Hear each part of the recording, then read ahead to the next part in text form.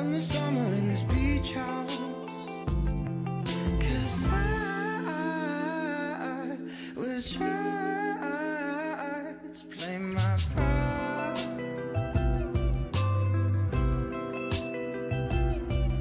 My lies memorized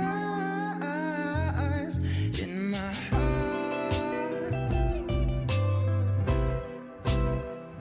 I keep losing to a moment where I'm with you, I just can't focus. I love to hear your crazy theories about conspiracies on TV. I know the truth and it's so simple. Blame it all on stupid impulse. And I keep living out of my head. Just forgive me for my silence. 'Cause I will try to play my part.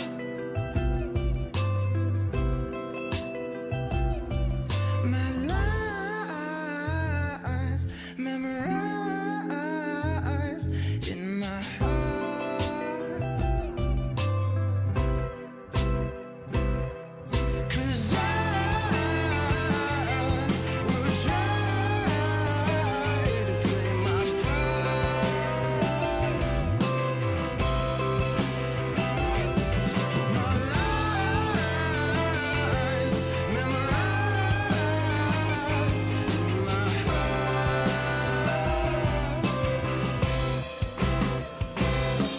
'Cause I will try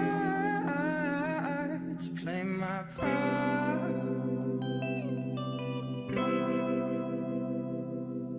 My lies memorized in my heart.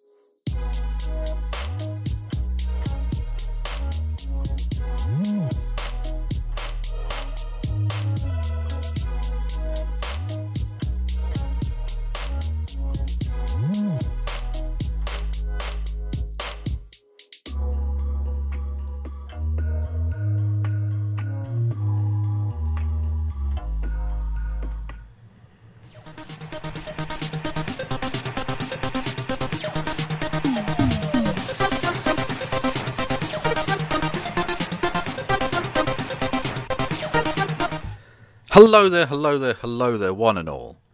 And welcome to Kristi and Kev's Pick Intro Hour. It's definitely the way I think of the show now. I'm Kevin Logan, the intellectual equivalent of a white boy pretending to be the notorious P.I.G. And joining me, it's the Tupac Shakur of academia. That doesn't mean anything, but whatever. No. It's Dr. Kristi Winters. Hey, Kev, turn your lamp on. There you go. Perfect. And now we can see you properly lit and enjoy the meme without being distracted by your lack of lighting. So yeah, what is this video? How long does it go? It's a thing I saw on the internet. Someone modded the game Fall Guys for the Bernie Sanders mittens meme. So it's Bernie's racing Bernie. Nice. That's good. You can leave that up while we do our little warm intro chit chat bullshit thing that we do. Exactly. It doesn't always have to be a still image. Well, clearly not. Yeah. You're branching out into moving images. Very exciting. Well, we did have a Rory Cats one. This is the second of the moving images. Oh, that's right. You had a video of Rory Cats. That's right. That's the best bit where he gets knocked off the thing. Sorry. Anyway, this is supposed to be broadcasting. Yes, we are actually live right now. People are watching us for entertainment. How the fuck are you? Yeah. Hey, it's Friday. It is Friday. Another Friday of the Biden administration. Another week of damn good policies. And actually some progress on the COVID relief package today, which I've got in my bookmarks if you don't. The Bernies have stopped. 1 second. Oh, no. I don't know Start what them happened up there. again. I don't know. It doesn't really matter. You have to set it on a loop. No, it's on a loop, but for some reason it's being weird. It wasn't being weird off air. It's being weird on air. Yeah. Well, I also, you know how I think last time I told you, I updated you that my D&D character had died. Yeah, how is your butchery of everything that you know and love? Well, I consoled myself by rolling up a bard from the Lore College who is of a species that when it changes from year to year, its body changes, including from male to female, and gets taller over time. And so, I made this sort of hippie, free love, pansexual, gender fluid character to play to kind of console myself that my druid died. So, we'll see. I'm actually kind of excited. Oh, and I changed your name because you kept giving me shit that it sounded like Stalin. Okay. Well, that's weird. That's silly. I know, but I just kept feeling guilty. I'm just gonna be reminded of Stalin, so now it's ruined. To be honest, though, right when you said you were rolling up something in condolence, I thought to myself, she's definitely not going to say now is some bullering shit about D&D. It's going to be no. Oh no, she is. Okay. Very good. And how about yourself? How was your Thursday night not on YouTube streaming live? I wasn't streaming live, but I did put out a mega cringe comp, which is on the channel. It's the video before this video, assuming this video doesn't get taken down at some point between now and whenever you're watching this in the future. Yeah, check that video out. Yeah. But not now. It was okay. Yeah. Keep watching this. Check it out after. Open another window and watch both. Click on my stuff. Dickhead. Yeah, even though it's good for the algorithm. No monetization. Well, what's also good for the algorithm, if someone wants to help me out, someone showed me a cheat thing on the YouTubes where if you put up a community vote thing just in your community post, apparently that gives you a little boost. So I've started doing those. Yes, I've seen you pushing out your polls. Ew. That sounded decidedly more Nazi than it needed to, but thank you. Anyway, so I'll put out this one. I'll put it on there. There we go. Right. So if you want to, I'll put the link in both of the chats. So if you want to go and vote on that, what's the dumbest conspiracy theory? You've got your 5 options, although you can comment below because that's the thing. You should like it, vote on it, and comment. YouTube loves the interactions. God, that's a lot of engagement. Yeah. I don't know. I think one's enough. Thank you for helping me, Kristi. Well, I don't make the algorithm rules, but we need to give blood to the blood god. I want your viewers to be as lazy as you are. We know they mirror you. You attract kind of the same kinds of people, energy you put out in the world. Yes, so. Absolute Scott. Yeah. So what's the dumbest conspiracy theory? We've got moon landings are fake, 9/11 truth, flat Earth, QAnon, and JFK assassination shiz. What else have we got there? What are your other polls? Well, I put out the thing. Or surveys. I had. Ice cream, best thing in the history of the universe, or dog poop? Are you alive? Yes or no? That was a close one, actually. Yeah, that was a lot closer. See, well, we're going to talk about it later, but Sidney Powell, get in touch. I've got a lot of dead fans, it would appear. So, just saying. Which Well, we can historical vote figure next am I time. most like? I voted in that one, actually. Napoleon Bonaparte, Genghis Khan, Joseph Stalin, SpongeBob SquarePants. Quite That's a what I high. voted for. You fell right into my trap. Yeah. Right into my SquarePants trap. Next one down is also pretty funny. Is my content awesome as fuck? Poggers. Super fucking genius. The best thing in the history of the universe, or the history of history, or mildly entertaining. It was close between mildly entertaining and awesome AF. Yeah. So, but awesome AF did win. So So yeah. But I knew putting that one in there would make it. I thought mildly entertaining would win, just because the hate watchers would probably put mildly entertaining just because they're dickheads. And a lot of my actual watchers, my unironic watchers, would put it just because they are also dickheads, but in a very different way. In a nice way. Yeah, you know your audience. So like I said, don't ask them for so much engagement. That's just too much. Like 3 things on one post. Fucking everything. The buttons are right next to each other. Look, you press that button, one of these 5 buttons, you click on the chat, and then write a thing. So there you Someone go. put fucking Russiagate. Okay, that's a hater. Hello, twat.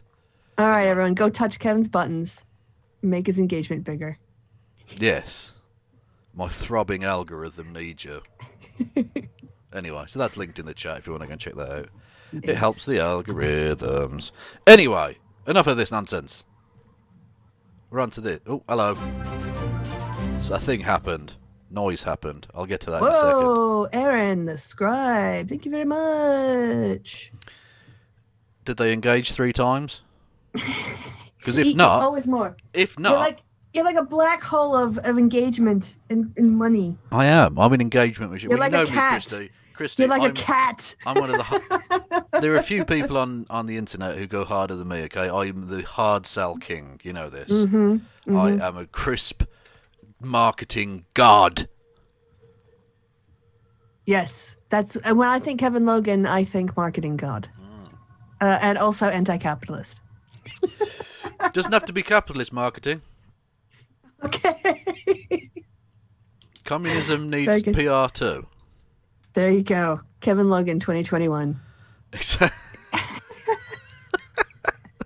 Oh, God. Actually, in a lot of ways, communism does need much better PR. But I tell you who doesn't need good PR. Who's the Fox that? Corporation, Fox News Network, Lou Dobbs, Maria Bartiromo, Janine Pirro, Rudy Giuliani, and Sidney Powell. Well, that's an interesting donation. You're going to have to look at these before we start. By the way, Fox News, you're fucked. You're so fucked. You're going to be paying money, so get out your pocketbook. Lying in general, which is their business model, isn't so bad. When you make specific allegations against very specific individuals and or people who are what do you call it? Oh, fuck's sake! Corporations. Public figure. Okay. Jesus. Yeah. Then you're in trouble potentially. Anyway, Aaron the Scribe, $10. Thank you very much. Again, if you want to copy these people with this isn't really an engagement thing. This is more just giving me money and me reading a thing out thing. But if you also want to do that, the Streamlabs link is below. Again, hard sell. I'm so good at this. Jesus. They say, oh, what the fuck?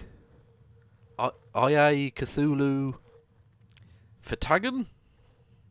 Is that a thing? Right this time, you insidious wanker. Love your show. Well, thank you very much. I appreciate that you both insulted me and gave me money. Spit on me and call me a dirty slut. And Sargon of Akkad, who obviously isn't Sargon of Akkad, because I get a notification telling me the actual name of the person, and it's definitely not him, says, I'm a, quote, blue-collar intellectual and drink tea. Yes, I'm very smart. You are. You are smart. And I won't say your real name. But anyway. So yes, those are things that happened, Kristi, aren't they? But you know what also happened? This This happened. Smartmatic one of the two corporations who were the chief recipients of utter slander following Donald Trump's relatively huge loss, both the Electoral College and the popular vote. So both Smartmatic and Dominion Services have now entered the legal fray. Dominion were already suing various people, including Fox and Rudy Giuliani, for $1.3 billion. Smartmatic and decided hold my bear. 1.3 billion. You absolute amateurs. Not just that, we'll double it and another 100 million on top. 2.7 billion. Let's have you fucks. Yeah, it's definitely a hold my beer. 2.7 billion. So Fox News and Rudy Giuliani, and I think Sidney Powell was part of the Dominion one, are now being sued for a combination of $4 billion. Which is almost sarcastically enormous. Some of them. It reminds me of the Dr. Evil thing where he goes, "I've won $100 trillion," and they go, "Well, there's not that much money in the world. What are you talking?" Anyway. Yes, all the money. Yeah, so they're suing them for all money that exists, basically. Yeah. So normally, when you have Fox News lying on people, there's a pretty high standard for defamation in the United States, especially if you're a public figure, if you're a politician, if you're a celebrity. There is a far more latitude given to like what can be discussed about you in the public sphere. Yes. But if you're a company and they just completely trash your business with no basis in evidence and you lose customers and your business reputation as a consequence, yeah. Kristi is a horn. Okay. Kristi is a horn. Yeah. Could you go oi oi? So, okay, yeah. Right. Hong Kong. Anyway. So, yeah. I think they're perfectly in the right, both legally and in terms of the sum of money, because fundamentally their business is dead. No one in the right mind is going to take on either Dominion or Smartmatic for completely illegitimate reasons, because no right-winger's going to, because they're going to be accused of being part of the deep state, child pederasty, Satanism cabal, and no left-winger's going to, because they know it's going to bring the election into disrepute. Again, for totally illegitimate reasons, but that's just the way it is. They've totally poisoned the well, in a metaphorical, literal sense, in that they can no longer be used. Their businesses are totally dead for no fault of their own. And also not just the United States. I mean, Trump's conspiracy theories got global news attention. So this stuff was repeated in other countries where they might operate. Yeah, exactly, yeah. They can't really escape it anywhere. Yeah. Mm-hmm. So they're being sued to fuck. And I thought I'd take you through some of this legal document, because it's got some of the highest sort of god tier memeage you will see. Some of it's Right, fucking delicious. Right. Anyway, right. So Supreme Court of the State of New York, County of New York. So basically New York. And it's Smartmatic versus Fox Corporation, Fox News Network, Lou Dobbs, who's a host, as is Maria Bartiromo, Janine Pirro, Rudy Giuliani and Sidney Powell are guests, but are in theory lawyers, but just not very good ones. And Rudy Giuliani's face melted, and he touched himself in front of a person he thought to be 15 years of age. Just saying. That's not in the suit. That's not in the complaint. It's not specifically in the suit. Yeah. I'm just adding that as, context. He's a very, very creepy man. Anyway, so you got some legal bullshit here about we hereby summon blah-de-blah-de-blah hirsooth, signed by your man. Signed by your man. Your man. I just want your man. YERMAN. Yeah, your man, yeah. Parent M. Old Teddy Whipper, yeah. Yeah. That's him. Anyway, so it's Eric Connolly. To Fox Corporation, Fox News Network, LLC. The word limited in the LLC there is stretched, I think. Especially considering Lou Dobbs, who works for Fox News Network, and Maria Bartiromo, and Janine Pirro, and Rudy Giuliani, and Sidney Powell have all worked for that organisation. Also interesting that Sidney Powell lives at Turtle Creek Boulevard, because she looks a bit like a turtle. And she's up Shit Creek. So. Yes. Two things that are true. Indeed. So we start, this is like the proper start of it, right?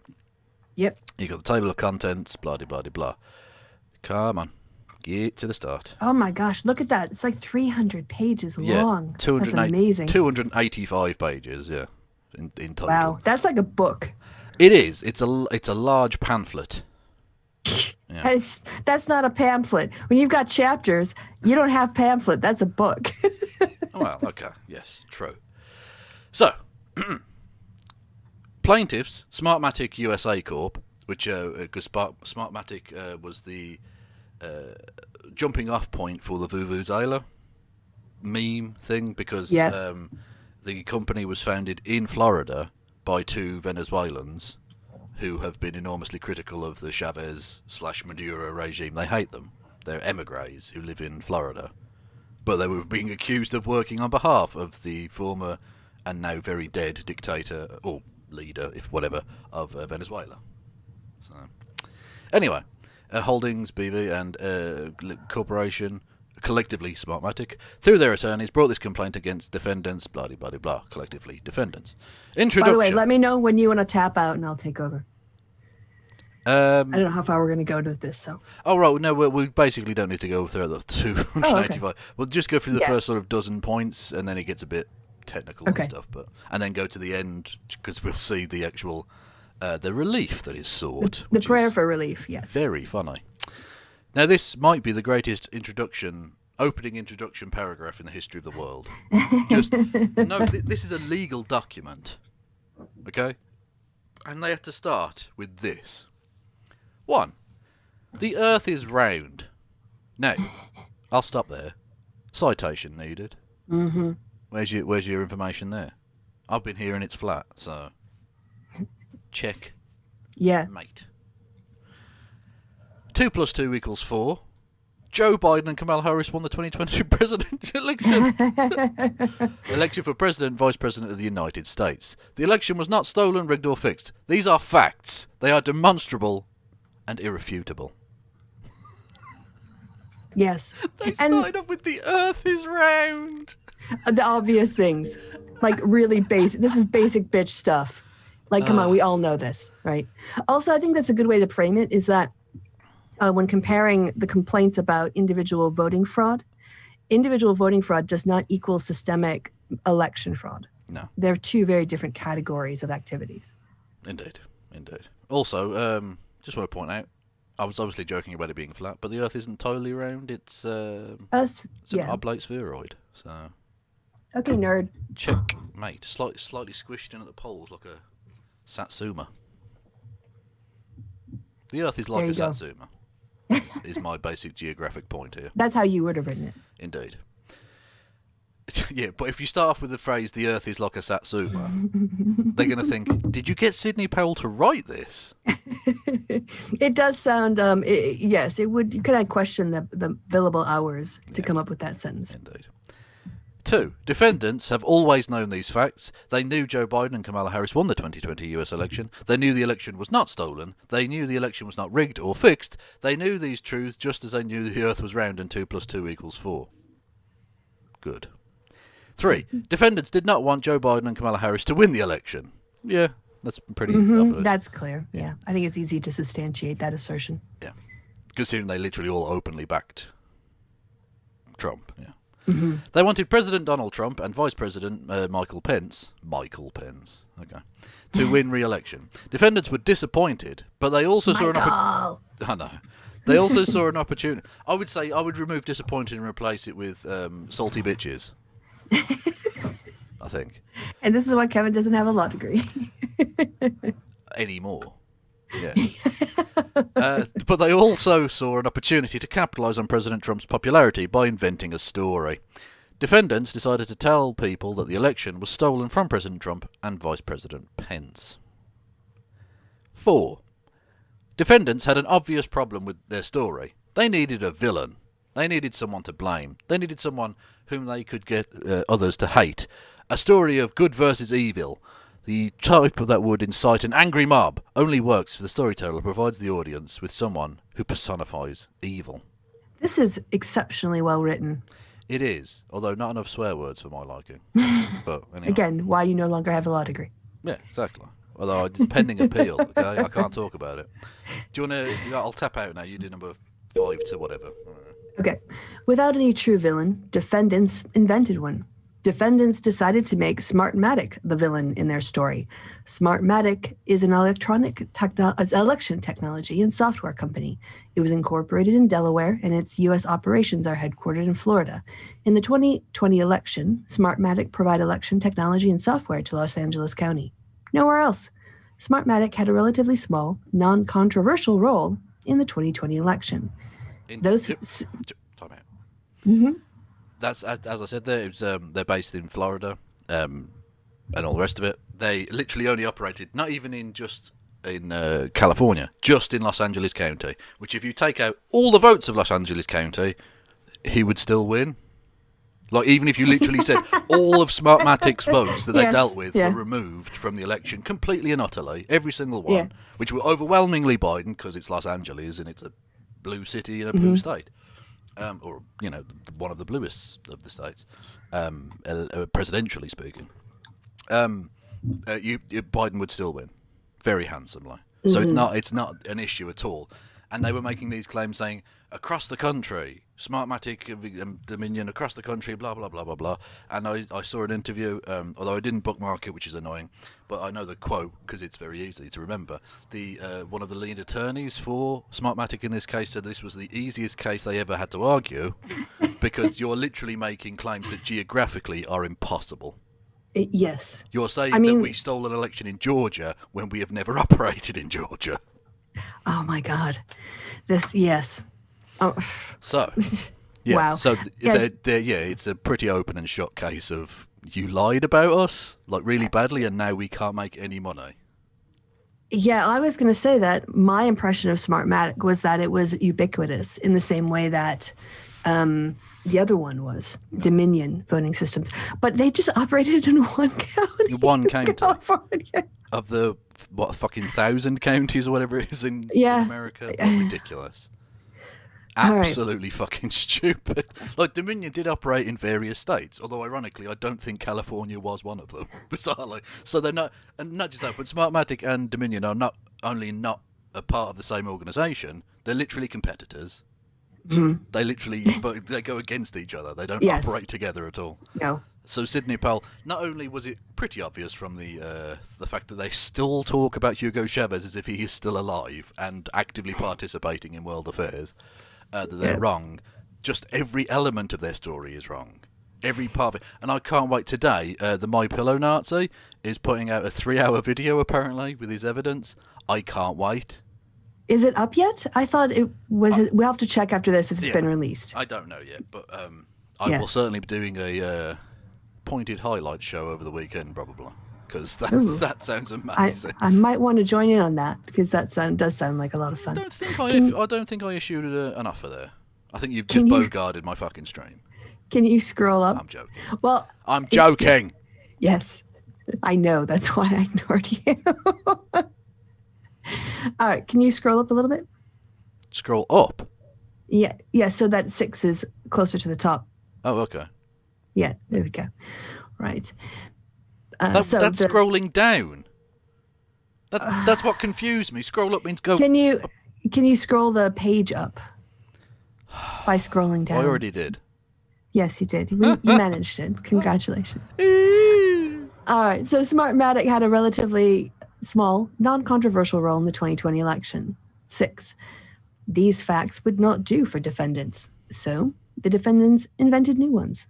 In their story, Smartmatic was a Venezuelan company under the control of corrupt dictators from socialist countries. In their story, Smartmatic's election technology and software were used in many of the states with close outcomes. And in their story, Smartmatic was responsible for stealing the 2020 election by switching and altering votes to rig the election for Joe Biden and Kamala Harris. Time out. This is another aspect of the story that doesn't really make any sense because they were literally throwing so much shit at the wall that none of it could stick. Yes. What you needed to do was come up with a specific lie and run with it. But they were saying that the voting machine simultaneously flipped votes so that Trump votes became Biden votes, even in counties where Trump won for some reason. Yes. Because they're trying to steal an election, but they're very inept, apparently, but still managed it somehow. But also they ran an algorithm so that Joe Biden's votes were worth like 1.3 votes to Oh, Trump's right. 1 or something, which is literally how the Electoral College and the senators, 2 senators per state, works out in actuality, but in reverse. So but even so, so what? How fucking complicated do they think these machines are? They were also doing fucking card tricks and building Lego mountain. What the fuck are you talking about? It counts. Yeah. It counts votes. Yes, that's it. It just scans it. Yeah. It just scans it. The idea that one, they're giving every Biden vote more weight than a Trump vote. And then they're also flipping actual Trump votes to Biden votes, which they then weight to be worth more than Trump votes. Yeah, I think like the exponential effect of that when you have like 100,000 people voting would be ridiculous. Like Trump would have lost by way more. Well, yeah, but not just that, but I mean, I've been doing jokes about like there was literally no person at all voted for Biden. There wasn't a single vote for Biden, which then obviously I did the thing about. Well, I was surprised that Kristi didn't vote for him at least, but apparently literally no one voted for him, and they're just using the algorithm. They've done blah blah blah, and so it's so literally under their mathematic system, like Joe Biden got like 5 votes in the entirety of America. Like it's just. It's nonsense. Ridiculous. Yeah, absolute bullshit. Anyway. I also want to say that in the course of reading this, I feel that this attorney could just bring this over to the court case if it was tried before a jury and read this out. This is the opening statement. It's written like it could be spoken. And that's just like eerily beautiful to me. And it makes such a difference from the nonsense we've read from like Powell and Giuliani. God, Not just the spelling mistakes, but just all of its wank. Mm-hmm. The vuvuzela communisms is coming to destroy America. Do you think any judge is going to read that and take you seriously, you dopey shitheads? Look, this is the thing. As mad as they are, they've been in courtrooms. They do know how things operate. Obviously, they've been around for a while. Well, one would think. Giuliani was a serious legal figure at one point in his life. He's got fucking mental sins. But they still know how these things operate, and yet they write things in such an obviously ludicrous way, because they never intended to win any legal cases. This was all a public affair, a public relations affair, Yeah, I'm almost tempted to ask you to get up one of the Powell documents to compare it, but we'll just continue with this for now. Okay. I think after 7, I'm going to have to, I'll tap out after 7. 7. Having invented their story and created their villain, defendants set about spreading the word. In November and December 2020, Fox News broadcast 13, number 13, reports stating and implying that Smartmatic had stolen the 2020 election. They repeated the story in articles and social media postings. Night after night, publication after publication, Fox News reached out to its millions of viewers and readers around the world with a story. Joe Biden and Kamala Harris did not win the 2020 election. Smartmatic stole the election for them. Now, bearing in mind that, like I say, Fox News is being sued for a combined $4 billion, I will repeat, $4 billion with a B, not 4 million with an M, $4 billion. They are understandably a little bit tense, perhaps. Their legal department perhaps a little bit on edge. This little gem popped up again. Do you know, after they were sued by Smartmatic, by Dominion, they ran that weird disclaimer bit? Yes. That's had to pop up again, because obviously Smartmatic have now run the thing, and so this was from February the 4th, so yesterday. If President Trump tunes into Fox News this weekend, he may see something unexpected. A point-by-point fact check to wild election fraud claims made by his favourite hosts of the network. After a voting company, Smartmatic, sent Fox News a blistering legal threat that accused the network of participating in a disinformation campaign against it. The network has airing a remarkable news package debunking claims its hosts and guests have propagated. Which I think we've already seen, but we didn't see it since December, so I think it's worth maybe playing again. Also, can I give you some peer review? Yeah, go for I it. know you're in a hurry, but actually when you read something like newsreaders, they slow down a little bit and you speed up. So maybe. Yeah, because I don't care. I just want to play the video. Well, you could have just played the video. That's fine. But I want to anyway, play the video I want to play the video of the man whose hair on top makes it look like he's wearing a yarmulke, but I don't think he is. No, that's not a yarmulke. That's just like, well, that's hair. That's a shock of hair. Yeah. Yes. Yeah. Anyway.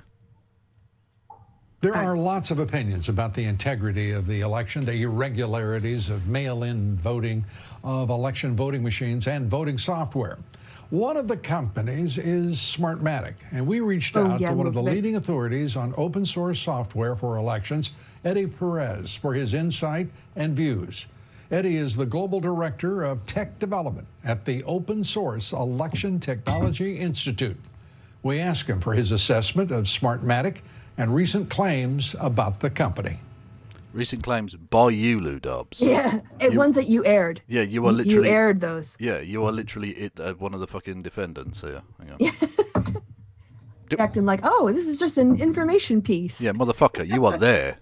You are being sued for $2.7 billion. Now, I presume if they were successful, if they were successful, that would they would split the difference. Like, they're not being sued for 2.7 each. I don't think. But by the way, is that what those scanned images inside a document should look like, and not like the photo, whatever that guy who tried to sue Twitter? Remember his photocopies that you couldn't read? Yeah, exactly. These people have got like actual.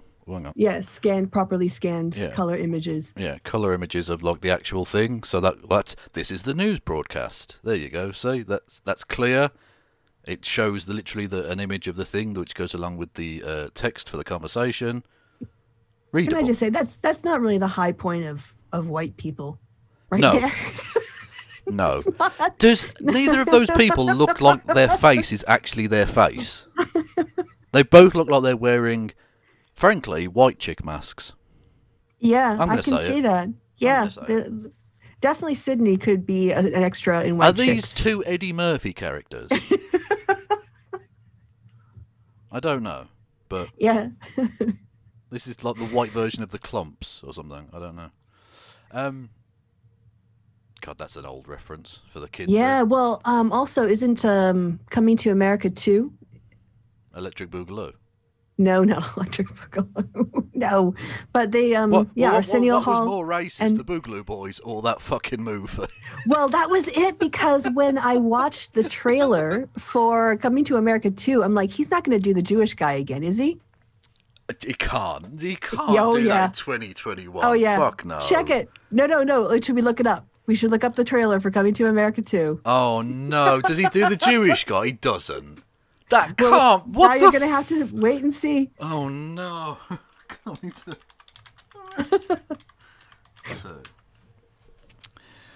I don't think we'll get a copyright strike for it. It's only a few seconds long. It should be fine.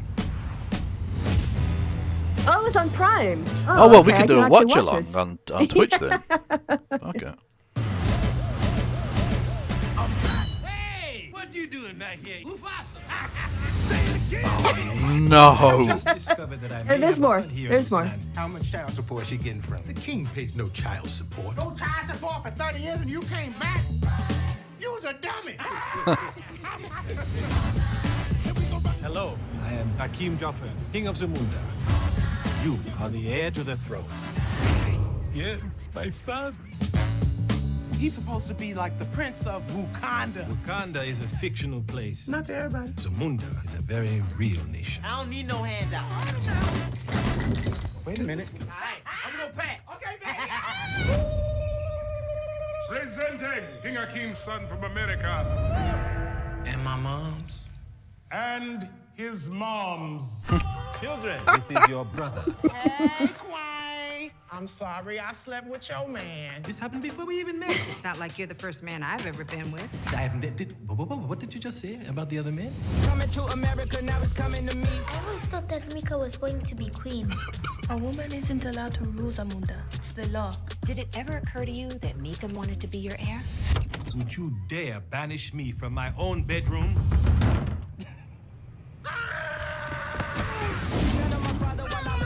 How you doing, King? I'm getting it from everywhere.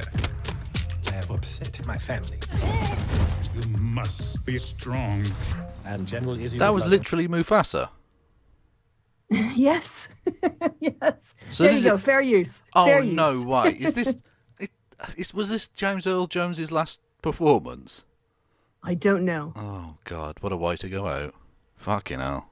Nothing more It was a than body take of over work. Zamunda. Raise it higher. I don't remember being this long on Twitter. Put your hands together. Like that. Say it again. It's party over here. I must admit, your style is foreign to my kingdom, but it's impressive. That's right. There you go. Let me hear you say, hey, ho. Hey ho! No, don't do that. That's his mother. Oh, don't you say that. No, not to his mother. Almost ready to become a prince. Almost. It is time. Ceremonial circumcision. Prince Powell, the royal machete. Machete. What? They're gonna sharpen you. This was definitely not on Twitter.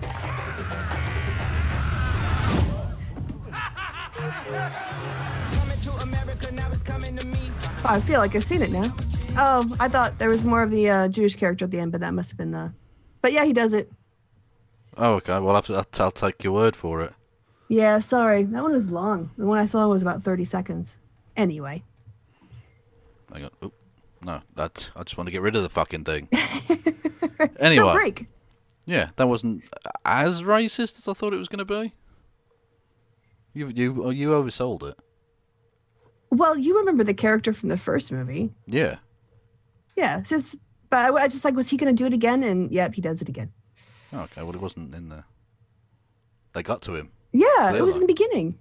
Was it? Yeah, it was right at the start. He was sat with the barbers. Oh, okay, yes. Sorry, I'm with you. Right. Okay. Anyway. Right.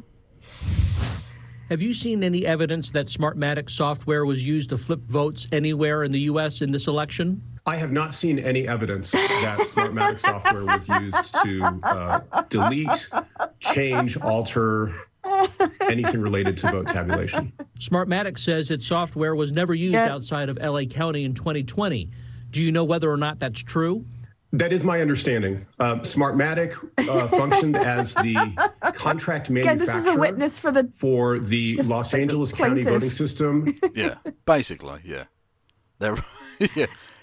And I don't think this really gets you out of it because, like, you've run a couple of little clips of that, but there are hours of you saying the opposite. Like it. Anyway, we'll see. Yes. Oh, by the way, James Earl Jones isn't dead. People Isn't checked you in. Who died then? So, fucking the white guy who played who was inside the Darth Vader suit died, didn't he? That's who I'm mixing up with James Earl Jones. Oh, his voice. Yeah. Okay. You're right. Well, I mean, okay. I mean, I understand the That's source. the mix-up. Yeah. Yes. The body died. The voice lived on. Correct. And that was a customized system that was effectively built to the county's order. I am not aware of them having any other direct customers, relationships with election officials in the United States. What about Smartmatic and Dominion? Do you know if they're related, whether one owns the other, whether Dominion uses Smartmatic software? Both Dominion and Smartmatic have individually and respectively put out very clear statements from their corporate headquarters, each of them indicating they are independent companies, they are not related to each other. It is my understanding that neither one of them has an ownership stake in the other. Well, Christopher Plummer died. Okay, that's not relevant, but thank you. But didn't he die a long time ago? Spiritually. Well, I mean, I have no idea. I thought he died. I thought he died already. Oh, for fuck's sake. This is really bad. Like trying to remember really old actors who are still alive or not. Yeah, I'm also going on Twitter to see if. Oh, he died. Oh, fuck. Okay, he died. Today. Oh, okay. Okay. I don't know why I thought he was already dead. 91 though. Fucking. It's 91, so yeah, I guess. All right. But yeah, Sound of Music, dude. A lot of other stuff. Yeah. Or anything like that. They are, again, for all intents and purposes, two completely separate companies. Have you seen any evidence of a connection between George Soros and Smartmatic? I'm not aware of any direct connection between George Soros and Smartmatic. It is my understanding that an executive at Smartmatic has some sort of relationship with one of Soros's foundations. That's the extent of my knowledge. Have you seen any evidence of Smartmatic sending U.S. votes to be tabulated in foreign countries? No, I'm not aware of any evidence that Smartmatic is sending U.S. votes to be tabulated in foreign countries. Again, these immigrant votes going over there and then coming back here. I can't believe they have to say these things out loud. I know. Fuck me. All to placate the ego of a fucking man baby. Yeah. God At what cost? almighty. I'm not aware outside of Los Angeles County of Smartmatic tabulating any votes in the United States because I'm not aware of them having any customer relationships in the U.S. And secondly, as others have pointed out, irrespective of which voting technology vendor we're talking about, in the United States, the ballots that are cast in the United States are tabulated in the United States. Are you aware of any instances in which Smartmatic... Fuck me, as if that needed to be said. The votes of the United States are counted. Get this right, get this. In the United States. Actually, they're tabulated locally, like where the machines are. No, it's like a pick and mix. You get a few votes from Michigan, a few votes from Arkansas. Yeah, just throw them in a big all. pot and then just count them. Reassign them. Yep. Blah, blah, blah. Exactly. Technology. There's an algorithm for it. Smartmatic.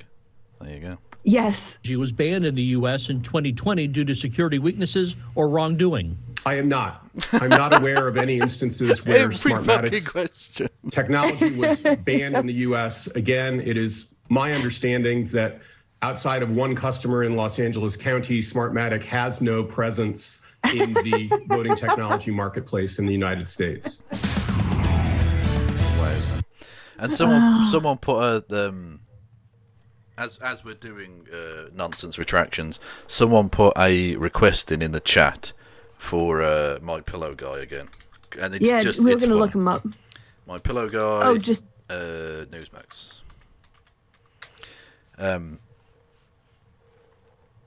Bob's no, hang on. Where are we? Come on. What?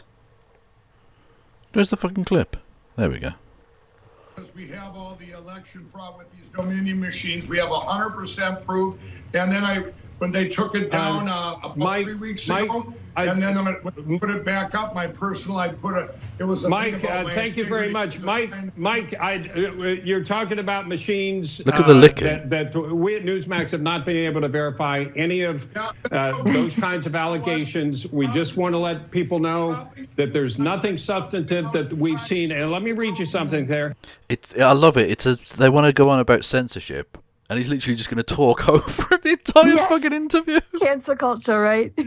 Nope, you can't speak here. We're not going to let you talk. We can't be sued. We don't want to get sued again. Yeah. While there were some clear evidence of some cases of vote fraud and election irregularities, the election results in... notably Lynn Wood, who would appear in Georgia. Mm-hmm. Yes, voter fraud. Just saying. Every state were certified, and Newsmax accepts the results as legal and final. The courts have also supported that view. What a mess. That was Newsmax anchor Bob Sellers trying to read Anyway, and he gets up and walks out, which is very funny. Anyway, yes, sorry, we were going... Yeah, there we go. Right. 8. Defendants' story evolved over time as they claimed evidence had come to their attention supporting the story. The story came to consist of 8 themes. Smartmatic's election technology and software were widely used in the 2020 US election, including in 6 states with close outcomes. Surprising that, in all of the 6 states, isn't it, that yes, that Trump wanted to contest. And it was, it was so annoying to see, like, the election, the overall popular vote thing going up and up to, like, is it fucking 6 or 7 million or whatever? But Trump, like, saying, oh, no, well, these 24 votes in Bumfuck County, Michigan, they're the votes that really matter. I'm like, fuck's sake. Yep. Anyway. Smartmatic's election technology and software were used by Dominion Voting Machines Corporation, Dominion, during the 2020 US election. So far, both completely wrong. Mm-hmm. All of it. Smartmatic's election technology and software were used to steal the 2020 US election by rigging and fixing the vote. Again, impossible. They operated in one Wait a minute. Wait, if they mention George Soros, isn't it just the questions he answered, like, point in order? Aren't we just seeing the video? Yeah. Starting with widely used, were they owned by Dominion? I don't were see they a sent to Soros. foreign countries? Oh. Yeah, that's the only one I don't see. Smartmatic's election technology and software sent votes to foreign countries for tabulation and manipulation during the 2020 US election. Again, why would they do that? Yes, it makes no sense. It's surely complicating the thing to the point where at one point they were saying Germany and then there was Italy, and I heard someone say Spain. So apparently most of the fucking EU countries were like involved in this. I don't know. Yeah, after the votes were shipped in from China via Maine. North Korea, please, Kristi. North Korea. I mean, they share a border, but they are and separate. not to California. Not to California. Not to California. No. They went through the Panama Canal. They went. I don't know if they used the Panama Canal because that's technically American territory. So they may have went all the way around the Cape Horn, around the fucking bottom of Argentina and back up again, which is a journey that by boat that takes about 2 months. Yes. Anyway. Smartmatic's election technology and software were compromised and hacked during the 2020 US election. Again, no evidence of that. Smartmatic was previously banned from being used in the US elections. Nope. Smartmatic is a vuvuzela company that was founded and funded by corrupt dictatorships from socialist and communist countries. No, just no. Smartmatic's election technology and software were designed to rig and fix elections. Again, incorrect. No. 9, defendant's story was a lie. All of it. Oh, those what 2 sentences. It's not quite up there with the earth is round, but it's pretty good memes. All of it. And they knew it. But it was a story that sold. Millions of individuals who saw and read defendants' reports believed them to be true because Fox News viewers and Newsmax and OAN are idiots. Yeah. And willfully so. They want to be stupid. Yeah, they're deluded. They're self-deluded. Yeah. They're participating in their own, radicalization. Smartmatic and its officers began to receive hate mail and death threats. Smartmatic's clients and potential clients began to panic.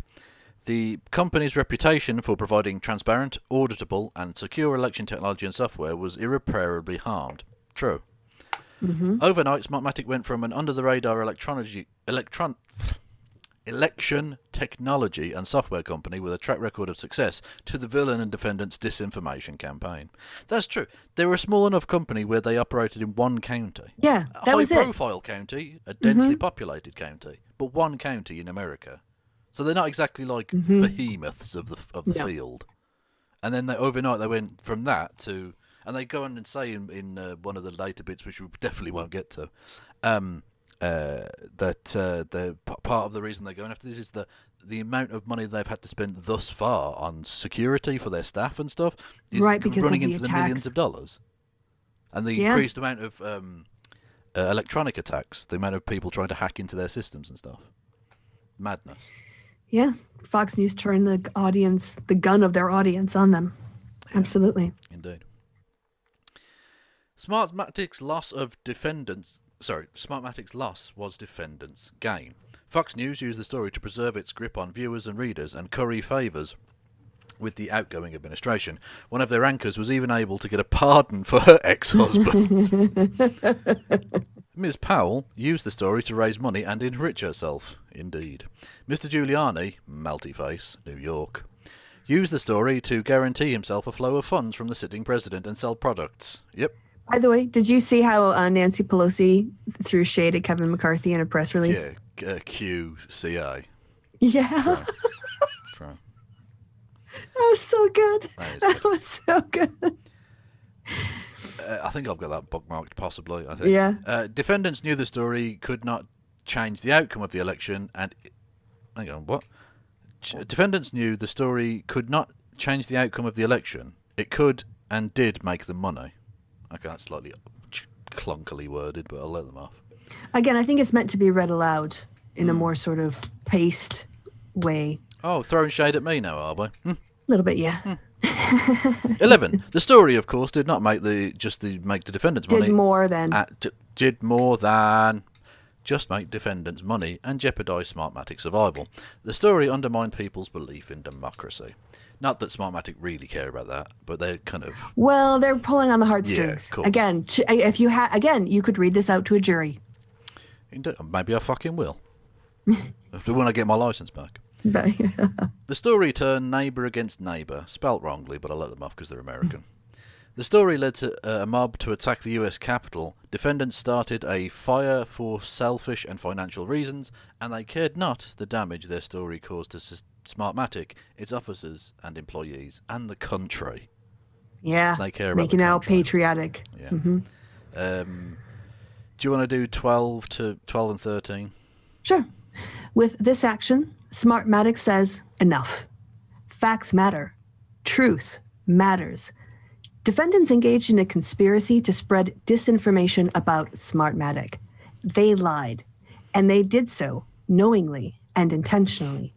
Smartmatic seeks to hold them accountable for those lies and for the damage that their lies have caused. 13. Smartmatic brings 16 claims against defendants for defamation and disparagement. Smartmatic seeks to recover in excess of $2.7 billion for the economic and non-economic damages caused by defendants' disinformation campaign, as well as punitive damages. Finally, Smartmatic seeks a declaration requiring defendants to fully and completely retract their false statements and implications. Indeed. Which they've done. Indeed. Yeah, I want to know how they got all the money to total up. I know you want to look at the prayer for relief, but I'd like to see some of the. Maybe we can do the prayer for relief first, and then maybe look. Well, no, we'll go to the contents and see if there's a table of contents specific bit for you. Right, we've got. It's the factual allegations. Allegations. Yeah. So I have to go down to like damages or something. False statements. Defendants acted with malicious, active malice will. I want to read this afterwards. I'll upload it to a text to speech. Yeah, keep going down. I like this. Miss Powell filed sham lawsuits with unsubstantiated and gratuitous allegations against Smartmatic. Miss Powell filed the lawsuits in bad faith. Oh, look at letter F. Fox defendants knowingly violated generally accepted journalistic standards when publishing the reports. Yeah, I mean, yeah. Technology, software, public I think backlash. It would be its own section, maybe. Courses of action. First, I think maybe it's the cause of actions. You just go down to let's say 239. Look at this. This is live reading, people. Isn't this riveting? Aren't you on the edge of your seats as we scroll through a table of contents? Nerds. I can't see the money stuff here. There's got to be a section. Well, we don't have to find it now, but there's usually a section that says I'm allowed. There we go. Yeah. Right, there are numbers here, so we'll say. Yeah. Indeed, due to concerns about the disinformation spread by the defendant, Smartmatic has seen clients question already awarded contracts. Smartmatic has materially reduced its forecasted revenues due to the ongoing harm caused by the defendant's willful and knowing lies about Smartmatic and its contacts. In total, SGO Corporation Limited, Smartmatic USA's ultimate parent company, will suffer more than $767.4 million in lost profits over the next 5 years due to harm caused to the business pipeline by the defendant's misinformation campaign. Disinformation, I should say. These losses are composed of $690 in lost profits for the Smartmatic Elections family based on election technology sales, $29.8 million in lost profits for Smartmatic due to lost sales of Air Labs products, whatever that is. These are just random, 21 million for lost profits. Folio products, 8.8 million. Air Labs family, 17.4. Folio, I don't know. Yeah. Yeah. So, okay, I can see where they get to 2.7 billion. Yeah. Oh, hang on, we've got Cat, by the way. Hang on.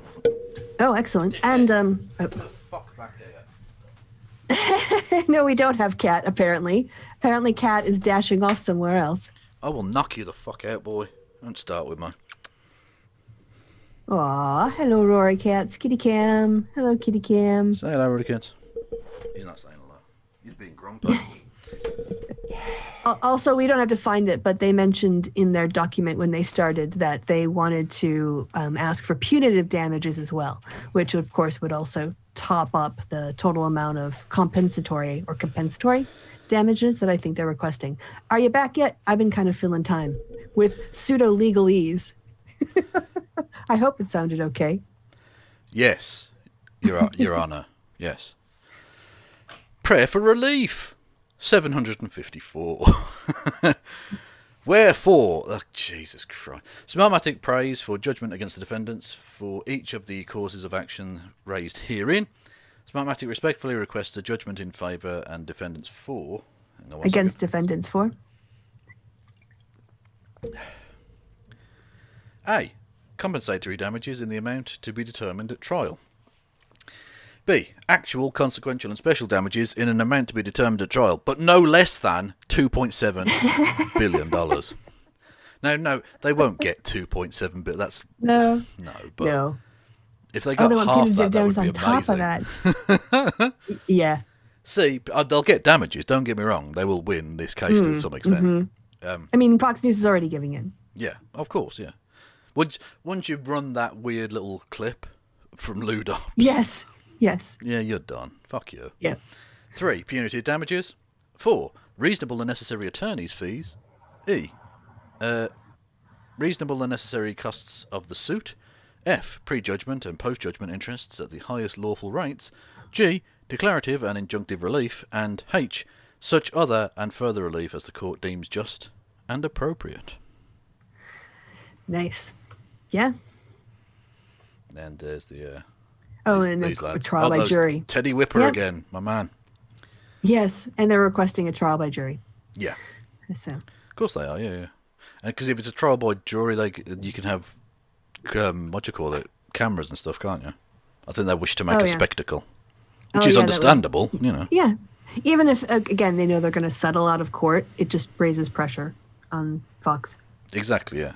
Like, ultimately, they're trying to get as much as they can because their business is dead. Yeah, but Fox News are just going to buy their way out of their problems like white men do. Yeah, well, of course. So, and white women. I don't want to be sexist there and white privilege. Yeah, white women are the worst. Yeah, we are. Okay. I'm only joking. Anyway, yes. This is amazing stuff. Yeah, this is beautiful. We will keep you up to date. Oh, yes, on Fox's capitulation. Yeah, it's a beautiful thing. Because this isn't going to go anywhere other than to like negotiations on a settlement. Indeed. So we'll move on to yesterday's news about our friend Marjorie Taylor Greene. The noxious MTG. Mm-hmm. Who's now basically pointless in terms of... Yeah, she just can vote on House things, and that's it. There's all kinds of drama there with the Liz Cheney vote and her vote. And yeah, well, we might as well talk about them more loosely. Yeah, Liz Cheney, the third in command of the House Democrats, House Republicans, who voted to impeach Trump, and Trump apparently behind the scenes has been absolutely losing his shit. Like, she's the main one they've been gunning for. And I think 60 of them voted to remove her from position, but she narrowly survived. Yeah, 60 or 66, but something like that. Yeah, it was not even like close to 100. Yeah, so basically, when push comes to shove and they're able to do things out of the sight of their own constituents. Yeah, they vote a different way than otherwise they might. But then Liz Cheney, showing what a spineless goon she is, voted to save Marjorie Taylor Greene.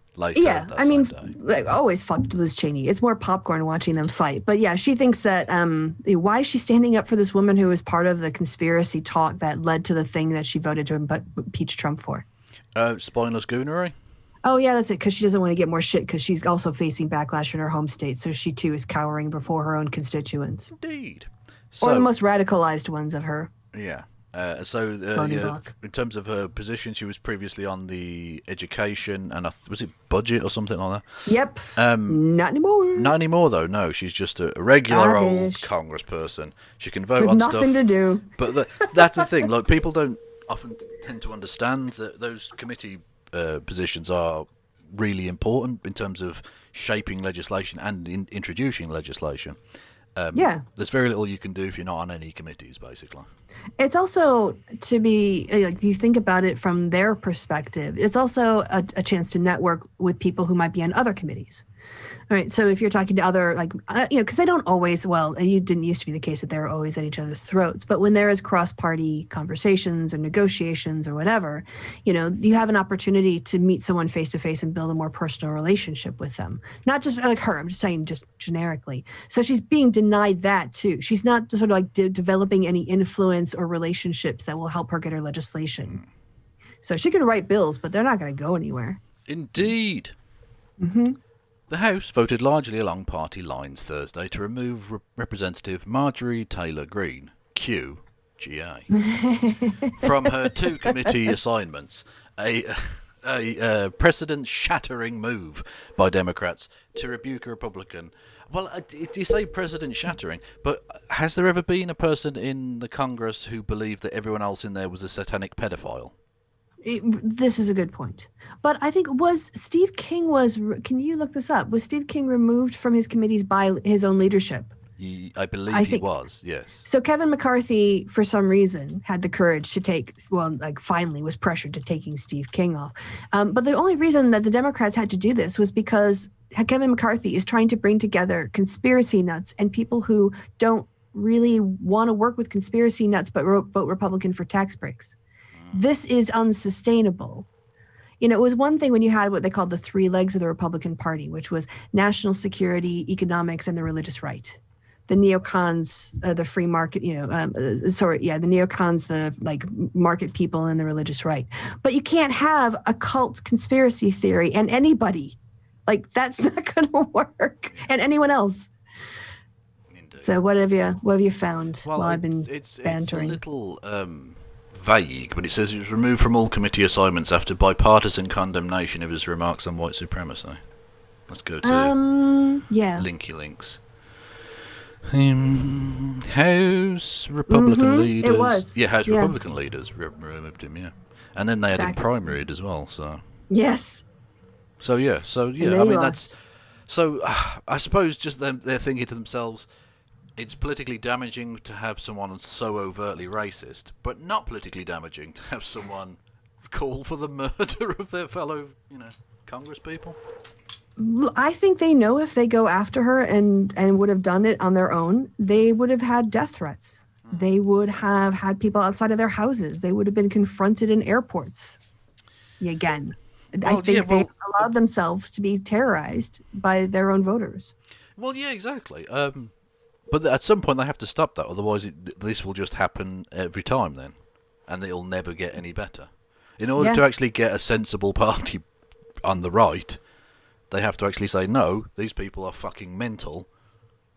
I don't care. These people need to be ostracised. And I think there'll be backlash in the short term, but they need to be brave enough to actually face that.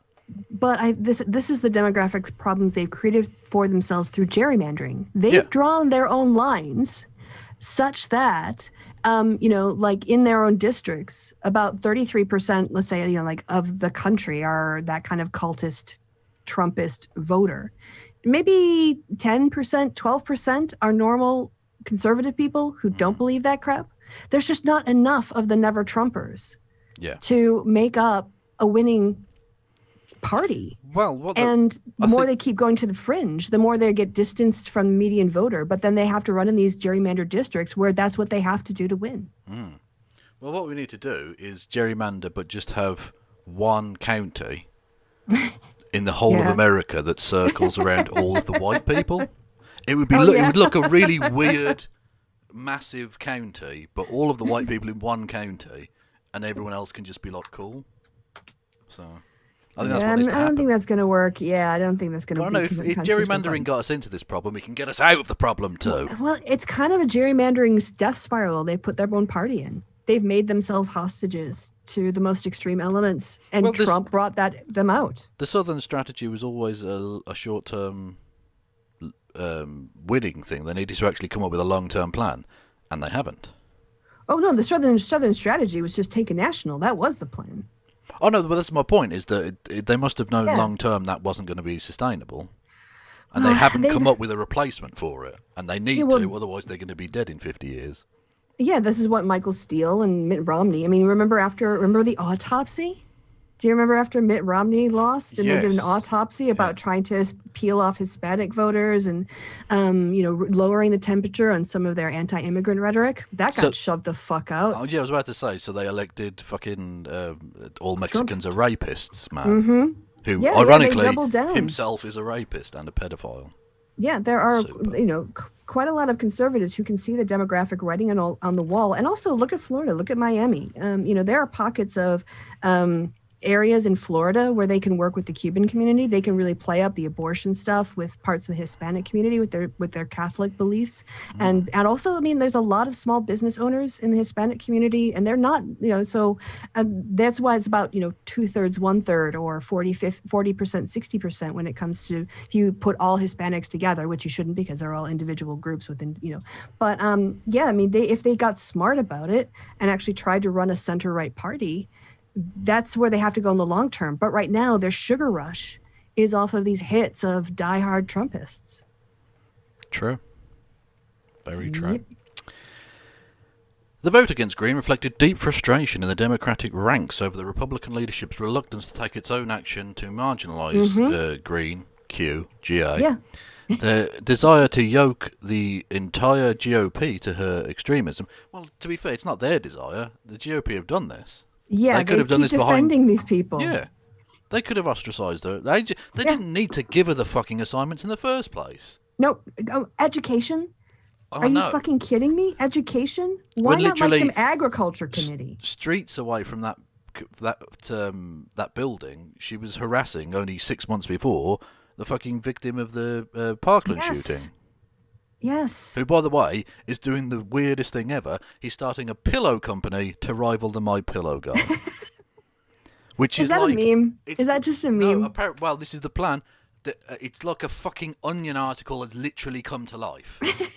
It's the dumbest thing I've ever heard, and I'm here for it. 2021 is holding my beer to 2020. Yeah, but in quite a good way. So far, yeah. 2020's a bit of a cheeky minx. It's low key doing some shit. I like it. Yes. It's getting shit done fast. Yeah. It's not dragging it out. Yeah, I think we're doing all of the history that should have been for the century, and we're just packing it into the first quarter. Yes. Then there's going to be no history for the next 75 years. Nothing will happen. Oh, that'll be so nice. I would love it for nothing to happen. Yeah.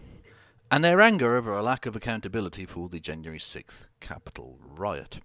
As recently as last year, Greene had been an open adherent of the QAnon ideology, a sprawling and violent web of false claims that played a role in inspiring the Capitol attack. In addition, she had made comments on social media suggesting that some mass shootings were staged by supporters of gun control, that the 9/11 attacks, more of which in a second, were orchestrated by government forces, and that a Jewish cabal had sparked a wildfire with a space beam.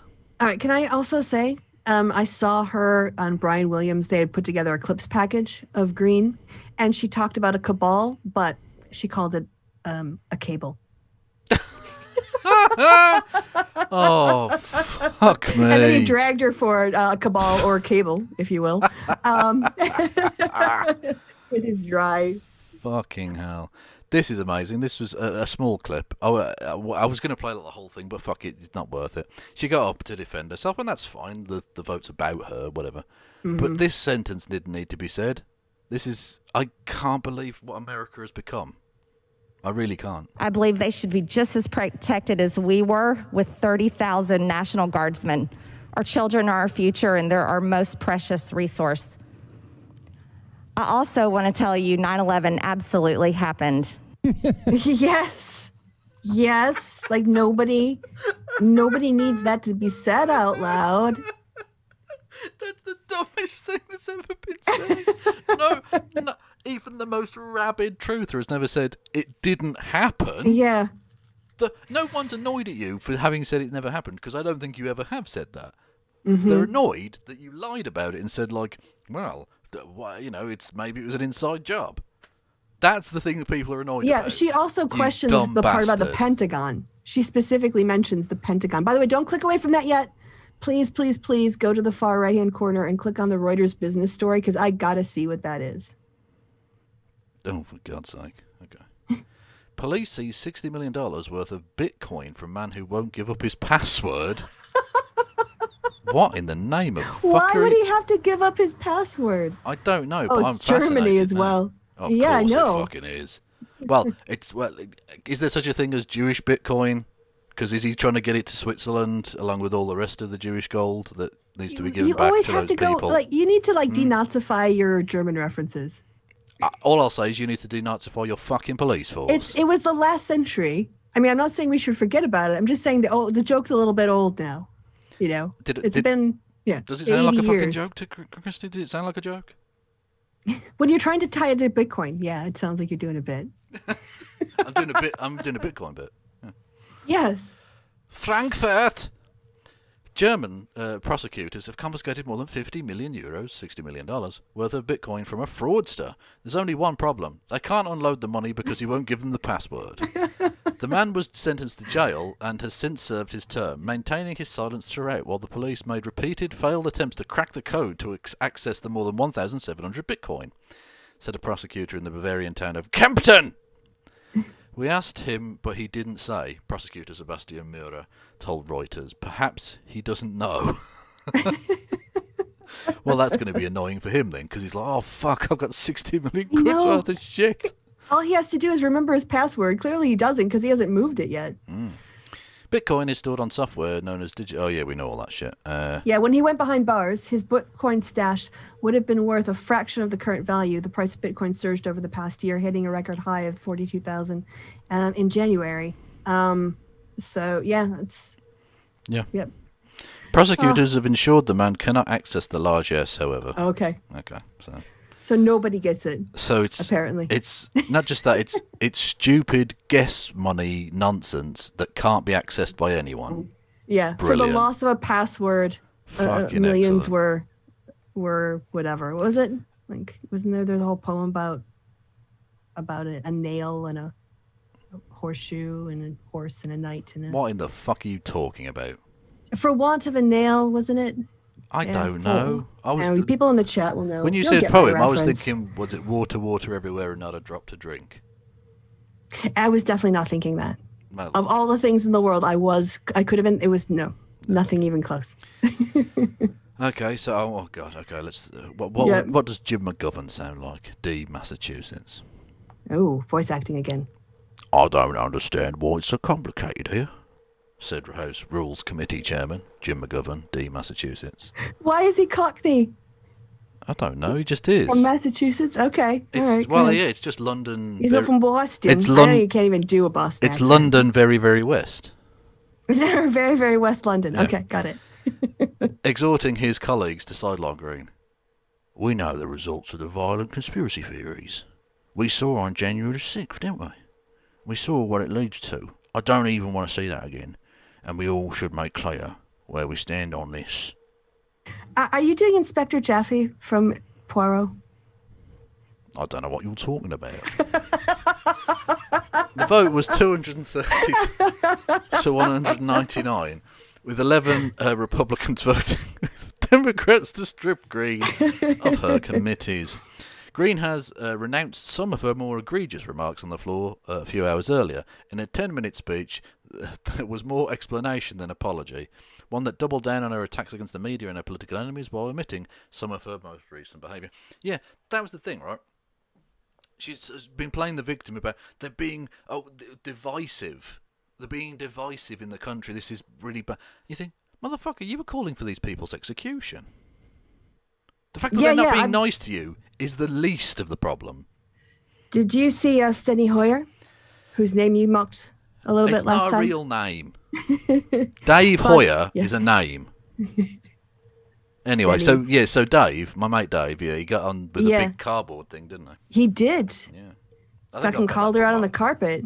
Yeah, I did. I took a picture of it specifically and made it into a tweet so I could bookmark it.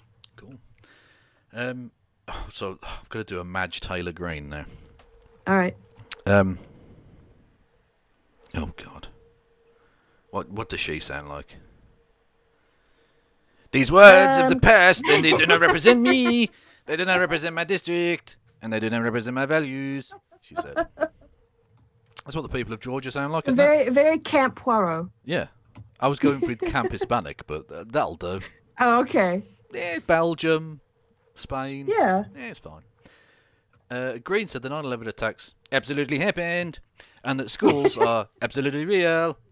That sounds like Lady Trump. It's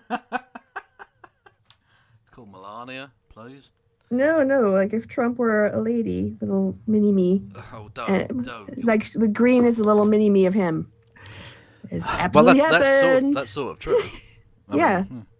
She said she embraced QAnon in late 2017 and her support for former president, out of her support for President Donald Trump, and her mistrust of government and of mainstream media sources. Oh, for fuck's sake. I was allowed to believe things that weren't true, and I would ask questions about them. Who allowed you? And talk Who about allowed them. you? Wait. That is absolutely what I regret, she said. Who, like, she needed permission to believe things? Who granted this permission? You mean I allowed myself to believe things? I allowed myself. Take ownership of it. Own it. Coward. Because if it weren't for Facebook posts and comments that I liked in 2018, I wouldn't be standing here today. And you couldn't put a finger and accuse me of anything wrong. Well, actually, it's stuff since 2018, girl. Yeah. Like several things. Yeah. She went on to describe... Oh, please stop quoting her, for fuck's sake. She went on to describe the uproar about... I should have chosen something easier. I didn't think ahead. Uproar about her comments as a cancel culture attack on the free speech of conservatives. Big media companies can take tiny pieces of words, and it's gone French. Yes, again, I said it. I'm just going to read it normally. That I've said... No! Oh, for okay. Teeny tiny pieces. That's... You make it even harder, you bitch. Pieces of words that I've said. That you have said any of us and can portray us as someone we are not. And that is wrong. Very good. Fucking Encore. Christ. It was enough remorse. First expressed behind closed doors in a House Republican conference meeting Wednesday evening to mostly close the GOP ranks behind her ahead of Tuesday's vote. Yeah, they are. They've become the Q party. You want to embrace this shit? You fucking live with it. Yeah. They gave her cover. None of them would stand up to the conspiracy theories. Yeah. So a whip memo sent to... Well, that's not being... It's a memo, so that's not an accent. I can read this normally. Mm-hmm. That's just some... Yeah. Representative Staffer. Greene has denounced her previous comments and expressed regret over those actions, said a whip memo sent to Republican lawmakers ahead of the vote, urging them to vote no. Pardon me. It also called the measure an infringement upon minority rights. What? Which have a lasting and damaging impact on the institution. The minority as in the minority party. Oh, okay. I was about to say, like, I don't know what minority she's a part of. Yeah. Well, she is in the minority. That's the minority she's part of. Yeah, that's true. Yeah. But that does not make her a minority. No, I misunderstood for a second. Yeah. They should say upon the minority rights then, because that makes. Well, I agree. Yeah. But Greene's comments. Definite Thursday, article would have helped. Indeed. Exactly. But Greene's comments Thursday did little to temper Democrats' outrage, particularly as they seized on comments she made last year during her House campaign, where she refused to repudiate QAnon, as well as her ongoing efforts to raise money. Sorry, I got distracted. For some reason, it gives me the occasional random email update, and I just got one from a lawn care company. True lawn care as well. I don't know what the fuck that's about. Especially because the only company I will ever use now for my gardening purposes is Total Solutions Landscaping, or whatever the fuck it was called. Four Seasons Total Landscaping. That's the ones. Yeah, them. Yep. Them lads. Where the fuck are we? Our ongoing efforts to raise money off the uproar. Greene said on... Pause. Sorry, I'm a fan. When you do the possessive with an S on the end, are you an S apostrophe S, or are you an S apostrophe nothing? S apostrophe nothing. Absolutely. Yeah. I don't understand why people put two S's at the end. Why would I want to say something like Democrats is or Jesus is? Yeah, it's just Jesus is the one. Yeah, I remember writing Jesus is, and the person, one of my teachers was like, say it, Jesus is. It sounds silly, doesn't it, Kev? I went, yeah. And Jesus, he went, no, disciples. just cross out the S then. Okay, cool. Don't need it there. Good stuff. That's the proper way. So I always remember it that way. Anyway, Greene said on Twitter late Wednesday that she had raised more than $330,000 from 13,000 small donors in 48 hours. It's a very lucrative thing, lying, isn't it? Oh, fuck, stop quoting the bitch. Jesus Christ. Please, Washington Post. I'm begging you. I know I made it. Look, I made a run for my own back, but you're not helping me. I'm just like millions of people in this country and millions of people around the world. This is definitely getting racist. This is definitely getting quite racist. There's no one French watching. It's fine. Around the world that are very concerned about a deep state, she told a local TV station in August, adding, I've only ever seen patriotic sentiments coming out of that source and other sources. What sources? Other sources. She said, other sources, Kristi. I don't know what else. I don't know what's so difficult to understand other than the accent. Equally infuriating to Democrats were social media postings she made approving of violence against prominent Democratic politicians, including former President Barack Hussein Obama. I think you have to say Hussein, don't you? It's a legal requirement. On Fox it is. Yeah. Presidential, well, I'm trying to get on the Jimmy Dore bandwagon. So yeah, get on Tucker Carlson. Get on Tucker Carlson. Me and Tucker Seabone. Yeah, you're just there to criticize the left from the perspective of the left. Exactly. That's it. It's fine. It's fine. Yeah, that's all you're doing. You want us to be better. More of him later. By shouting. Presidential candidate Hillary Clinton and House Speaker Nancy Pelosi Caliph. Yeah, why not just CA anyway? Indeed. Greene did not address those postings in her Thursday remarks. Okay, what does G.K. Butterfield, DNC, sound like? I believe in forgiveness, but in order to benefit from forgiveness, you've got to demonstrate contrition, and she ain't demonstrated no contrition, said Representative G.K. Butterfield, DNC, who added that he saw a correlation between that type of reckless rhetoric and what we saw on January the 6th. Now, is that Irish? Northern Ireland? No, that was like a kind of... well, it started off kind of like a John Lennon... Black country, basically. Which is... That sounds racist, but it's a British place that's not full of just black people. Although, to quote the great Lenny Henry joke, when the black people from the Caribbean got there, they went, the Queen's put aside some land for us. Unpack, you know. Well, what city is around there? Wolverhampton, like, Wolverhampton, Warsaw, that sort of... Came across a sort of Liverpudlian to start, but then it kind of drifted into maybe like a Northern Irish thing. She fucking barking, that one. Anyway, Pelosi on Thursday placed the... That's enough from you, GK. Shush. Pelosi on Thursday placed the onus on House Minority Leader Kevin McCarthy, Q, California, and other Republican leaders, suggesting they should have acted against Greene out of a sense of responsibility to the institution. One Pelosi deputy, even more stark, House Armed Services Committee Chairman Adam Smith, D. Wash. That's just good advice. Yeah, generally. Yeah, wash your penis. Called McCarthy's refusal to act a national... Or wash somebody else's penis if you don't have one. Yeah. Wash a penis. Yeah. Doesn't have to be a particular penis. Save a life. Probably needs wash it. Wash a dick. It's a medic, right? Fire me dick. Yeah. Fire me dick unit. Lovely stuff. What does Adam Smith sound like? Oh, he's from California. Or no, he's from Washington, so he's kind of that West Coast. You can do it however you want, though. It's your interpretation. I don't think you've fully understood my methodology here. Yeah, it's not geographically located in the United States. It's not. No. Italian. All I can say, it's me, Mario. That's about all I've got in Italian. Well, the behaviour of one individual is deeply disturbing. Her body's nearly unanimous capitulation is even more alarming. Oh, I can only apologise. Oh. Oof.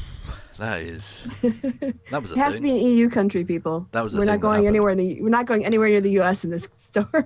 No, there's none of these people are American. They're all from What do the people of Bulgaria sound like, Krist? What is this sort of like weird mashup of news and Amdram? We have to come up with a segment for this. I don't know. Because basically, people already know the story now. We've basically told them that, but this is all just this is me and you entertaining ourselves at this point. At this point, yes. I can't believe is anyone still watching this? I should probably check. Yeah, there's 200 and almost 30 people. Yeah, well, I'm one of them, so 228. Oh, for fuck's sake, Chris. you don't need to be that specific.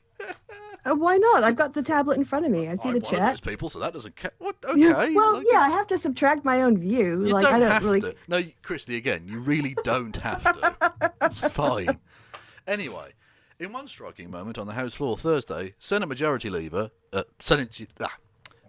Leader Dave H. Hoyer, D. Maryland, hoisted a sign showing a Facebook post her campaign made in September. One showing Greene posing with a military-style rifle juxtaposed with photos of 3 Liberal Democratic Congresswomen, and the caption, "The Squad's Worst Nightmare," and walked it over to the Republican side of the chamber. A plummy peer. Oh, for fuck's sake. Hang on, I've got to get into the character. Order. Absolutely. When you take this vote, imagine your faces on this picture, he said. Imagine it's a Democrat with an AR-15. Imagine what your response would be. There you go. Well done. Scene. Greene was seated among fellow Republicans as Hoyer spoke. Behind him was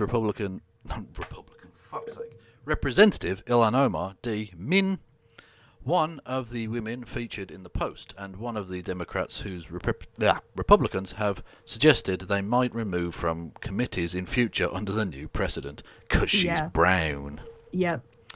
Omar made allegedly anti-Semitic comments in 2019. She subsequently apologised and voted for the Democratic resolution denouncing hatred, though Pelosi and other leaders did not heed GOP calls to remove her from the House Foreign Affairs Committee. Oh, is that because we have call-out culture?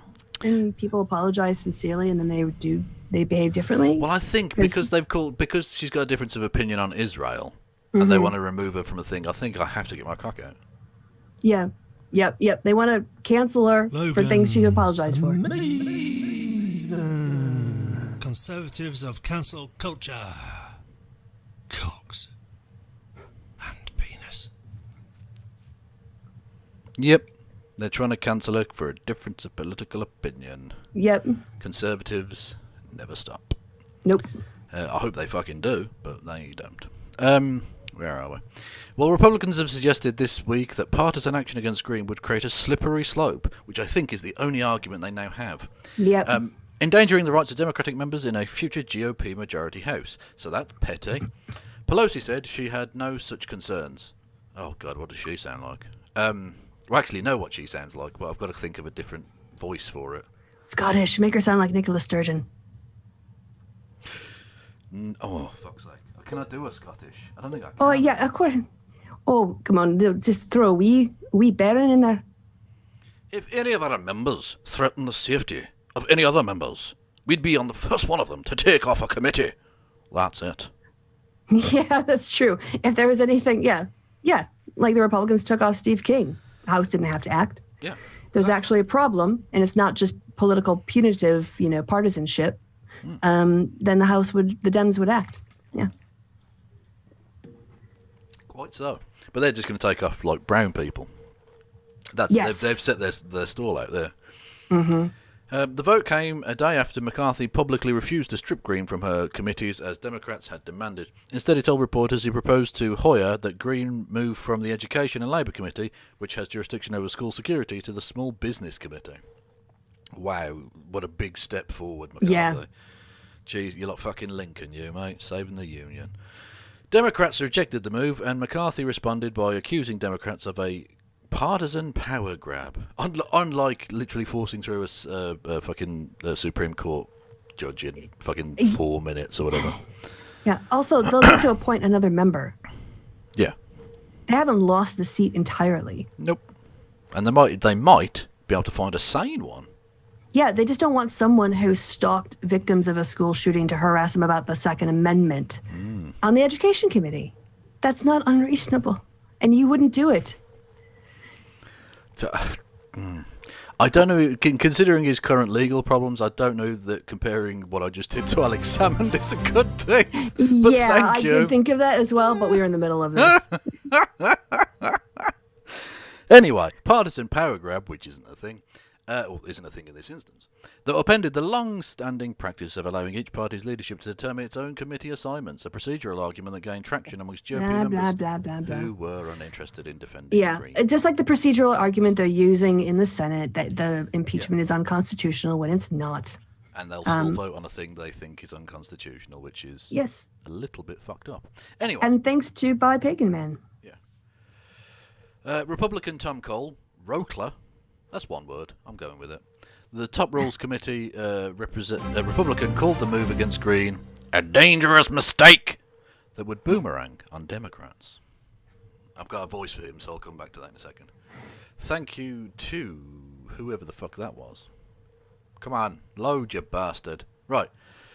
By Pagan Man, $5, thank you very much. Please, one of you attempt a French-Canadian accent. I'm not entirely sure I know what that is. And Christina Botha, who you should go and subscribe to, by the way. She's doing streams and stuff. She's awesome. Drink innocent smoothies because they're taking a stand against transphobia. Oh, okay. Yeah, shout out to that then. I didn't know. Yeah, okay. If you send me a link, I can look at the thing. I like innocent smoothies, by the way. I especially liked back pre-COVID. There was a winter where they sold little knitted hats on the tops of their bottles, which were really cute. That's just a me thing. Very much so. All right. How much more of this? This seems like a long form article. Thank you, Mikhail Gray, who's now following me on the Twitches. Go and subscribe to me on Twitch and follow me on Twitch and finger me on Twitch. Oh, God, so much to do. For fuck's sake. Pressing buttons. I'm not asking you to wank me off. I mean, that's an option. We'll talk. But, it escalates. Like me on Twitch, follow me on Twitch, vote on my poll, like my poll, comment on my poll. Work my poll. Yeah. Yes. Work that's my your shaft. work. Yes, you're gonna be. Don't go down the road of pig fister. Kiss my face. Anyway. Smell my cheese. Smell my cheese, you mother. Anyway. Monkey tennis? Anyway. I'm going to get back into Tom Cole from Oklahoma now. Sorry, now I'm just imagining monkey tennis. Frankly, when the majority changes, the temptation will be overwhelming for members to say, oh, now I've got to do a voice of him doing a voice. Oh, for fuck's sake, this is like Inception. Oh, he'd do it like, all snotty, kind of like Valley Girl. Well, there's a member I don't like, and something you didn't like, and I think they take the committees away. Fuck off. In four comments Thursday, McCarthy said the Democratic resolution, quote, what does McCarthy sound like? Was it French-Canadian you wanted? Yeah, go for it. I want to hear this. Fuck's sake, what do they sound like? How are they different from French? Well, yeah, no, they definitely do sound different. Like, okay, well, Anglo-Canadians are like something A. Can you do French-Canadian versus French? I spelled that fucking superbly. Well done, Kev. French-Canadian accent. There we go. Yeah, that's the one. Let's try and perfect this on the fly. Bonjour, and welcome to Learn French with Nat. So in this video, we're going to go over something that I find quite interesting, actually, is how Quebec French pronounces certain letters different than standard French. Go on, then. In particular, T's and D's. How's that possible? Titties and dicks. Well, stay tuned of course, to find Kevin out. goes there. Parlez-vous français? Qu'est-ce que c'est? Salut, and welcome to Learn French with Nat. So if you're new to my channel, my name is Nat, and I love teaching French, whether it's grammar, vocabulary, or in this case, quirky differences between Quebec French and standard French. So let's get into the lesson. So this is going to be a short video, but I thought it was very interesting when I actually learned this. So Quebec French, we tend to say T's and D's a little bit differently than the rest of the standard French. If we say a T or a D in front of the following vowels, I, U, or Y, we tend to make more of a buzzing sound, which I didn't know until I learned this, and I thought it was very interesting. However, T's and D's Shut the fuck up. Jesus. There you go. There's a French Canadian. Also, she said that's interesting 3 times. Once you agree to buy a And she was wrong. a face covering will be provided. She was wrong on all 3 occasions. Yeah. Oh, fuck me. Come on, hurry up. What we do for our art, right? It's Exactly. This is I'm nothing if not a consummate professional voice actor. Yes. Okay. Hello everybody. So, one of my friends wanted me to make a video. That's just fucking French. That sounds pretty French to me. Oh, Keep bollocks. going. It's only a minute. No, it's only a minute. Keep Of going. me using the accent that the people have here when they speak English. So, this is pretty much how it sounds like. But of course, some people That's just have French. I maybe don't fucking care. That's French. Right, McCarthy's getting a weird fucking over-the-top French accent then. Okay. Where is he? Where am I? In floor comments. Oh, okay. Yeah. It's a dangerous new standard. They will only deepen divisions within the house. That's German. It's gone German. Fucking kill me. Also suggested turnabout would someday be fair play for Republicans. Can I have a go? He's going to sound very different this time, but yeah. Oh, unless you want to try again with your French? I don't think I do. All right, here we go. All right, I have to get into a French mode. I have to become very sort of like nihilistic and jaded. Okay. I would advise them to think twice, he said. If people are held to what they said prior to even being in the house, if majority party gets to decide who sits on what other committees, I hope you cap that standard because we have a long list to work with. Okay, this is going to be a very niche British reference, but you sounded like the resistance leader from Hello Hello. I was going to say, is it an Hello Hello reference? Yeah, you sounded like, hang on. Listen carefully, I shall say this on events. Hang on, what's her name? Hello, French resistance. Oh, fuck's sake, I bollocks that right up. Is Arthur Bostrom still doing stuff as the fucking... Oh my god. Hang on. French... Yes, I spelled it so badly, on... resistance didn't even come up as an option. It did right there, but then you just blow past it instead of clicking on it. Because I don't care. Anyway, Michel Dubois. Don't move. What? My name is Michel Dubois. Time is very short. Listen very carefully. I shall say this only once. That's what you sounded like. Well, thank you. Yeah, she's one of the only characters in that actually sounds French. Oh, well, thanks. Because the joke of the thing being is that these are obviously not French people trying to sound French. Is part of the comedy of it. You've got some comments. I've got some bits and pieces to read through. Bits and pieces. Sophia comes back with, as well as everything else, Taylor Greene is transphobic. That's not enormously surprising, but there we go. Lord Fritius with $3 says, here, that's going to help with your French-Canadian accent. Let's have a listen. Bon cop, bad cop, tattoo. No, thank you. Go away. Yes, you two go away. Ça fait si. Benoît Brisset, 46. Recently made partner at Grosbu, Canwellsburg, Tierniskevich, Chun, and Brisset. Divorce. That's not really helping, but thank you. I appreciate. Thanks for the 3. I appreciate that you've tried. I appreciate that. It just sounds French to us. Yeah, it all sounds fucking French. Anyway. You can't tell the difference. Yeah, so Kristi went quite smoky and sexy with it, which, I'll be honest, I've never gotten a twitch from McCarthy in the past, but there you go. Yeah, now you have one. But McCarthy's refusal to bow to democratic demands, how fucking much longer it's not that much, I suppose.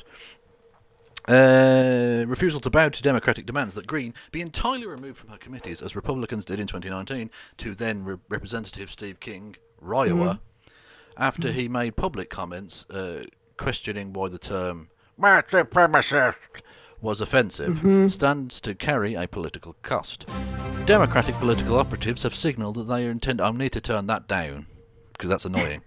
But thank you, but you're annoying me. But thank you. That's the money, but it's the annoyance comes from his inability to do the levels properly. Focus. If I could just focus. It's like when someone's making noise at the snooker and the player has to just play through it. I can't.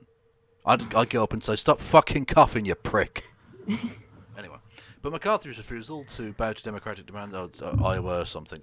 Comments questioning, we read that bit. Democratic political operatives have signalled that they intended to use Thursday's vote as a way to tie mainstream Republican lawmakers to the extremist right wing. Again, I don't think they've done that themselves. Yeah, exactly. They're just going to point out the ties that they've bound themselves to the QAnon people with. Indeed. McGovern. What does McGovern sound like, do we think? John Wayne. Oh, he can't be American. No, he can't be Well, American. we did French Canadian. That's not American. All right. I mean, technically, America is a massive You want landmass. to try Spanish again? Or do you want to do something like Irish? No, I don't want to do Irish. How about Scottish? Because we've done Scottish. We'll right, just then do an Irish. American one. John Wayne.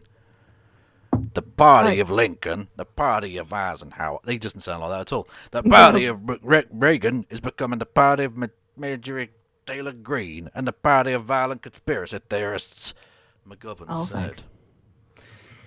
Representative Sean Patrick Maloney, Dinny, chairman of the Democratic Congressional Campaign Committee, said the vote demonstrated the GOP's inability to distance itself from extremism.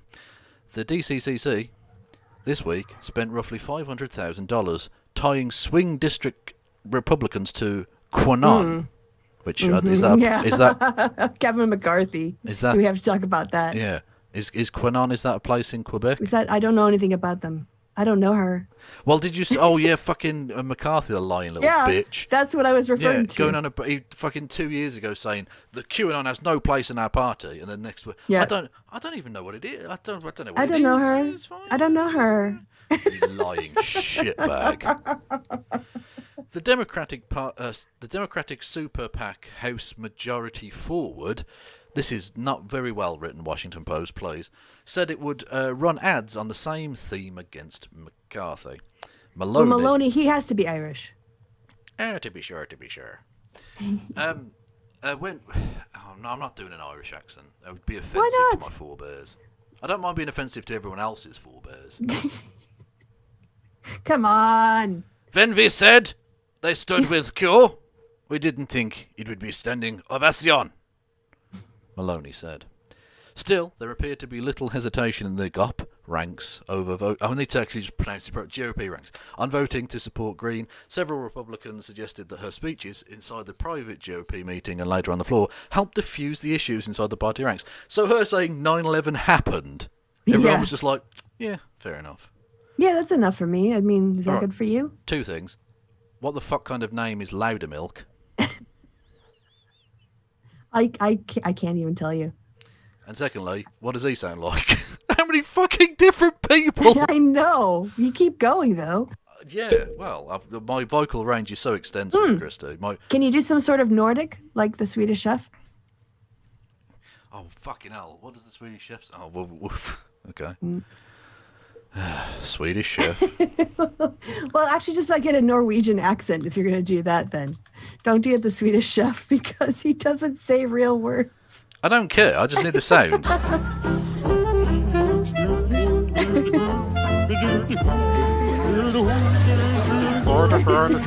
always that musical intro. Okay. Bork, bork, bork. We feed some people shift from just fighting for another the process to play just possible. It's not the right person. Said Representative Barry Loudermilk, not a real name, Republican Georgia. She's a militant thermostat, she made in the past. Some moderate Republicans. That's not how I would have done it.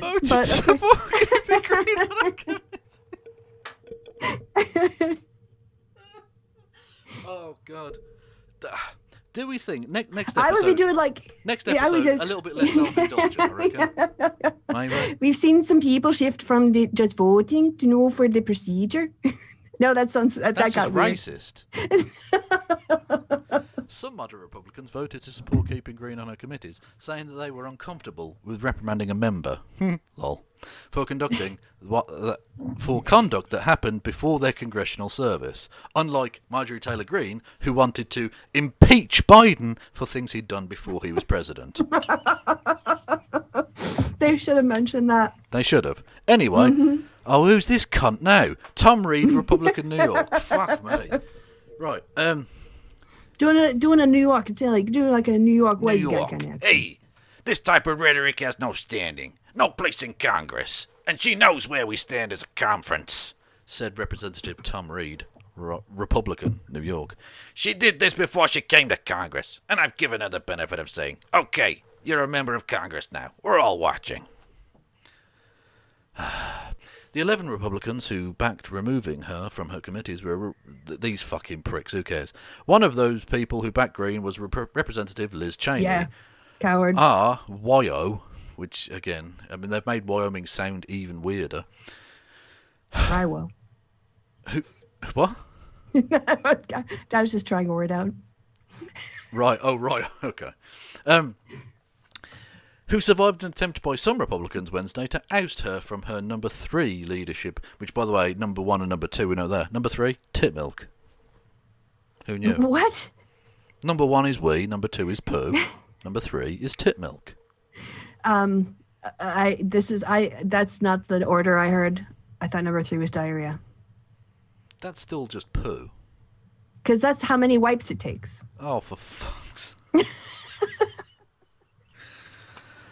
You're asking for like humor when I was 7. What do you want from me? Milk, lemonade. That's the level we're at, Kristi. This is supposed to be fucking family entertainment. This is so not family entertainment. Anyway, again, keep us away from your family. Next episode, let's be a little bit less focused, maybe a little bit more self-indulgent. I don't feel like we've indulged enough in this episode. I feel All right, like someone's requested a Wisconsin accent, a Scotty accent. If you want. Okay, well, we'll do that the next time there's a thing. Where the fuck are we? Right. The Greene saga might not yet be over. Representative Jimmy Gomez, the Caliph, who has introduced a resolution to expel Greene from the House, said he still intended to force a vote on that question, but he said he was in talks with Democratic leaders over the timing of the move. The House is expected to take a 2-week recess after it completes its business this week. Gomez said Thursday's vote and Greene's speech did little to soothe Democrats' anger, which remains raw just 4 weeks after the deadly riot. There we go. Yeah. If Donald Trump is conspirator number 1 in the insurrection, she's conspirator number 2, he said. That's why I'm pursuing this, is to send a message that this kind of discourse in our politics is not acceptable. Inciting political violence, threatening people, it's not acceptable. And a person like that, well, should not hold a position in the House of Representatives. Yeah. Tell your folks I says hi. That ironically, that was actually a better French Canadian than I managed. Yeah, and that's the end of that. I've totally lost the plot as to what the fuck we're even doing now. Yeah, Fargo-esque is because it's the same sort of accent. It's Minnesota and UP upper.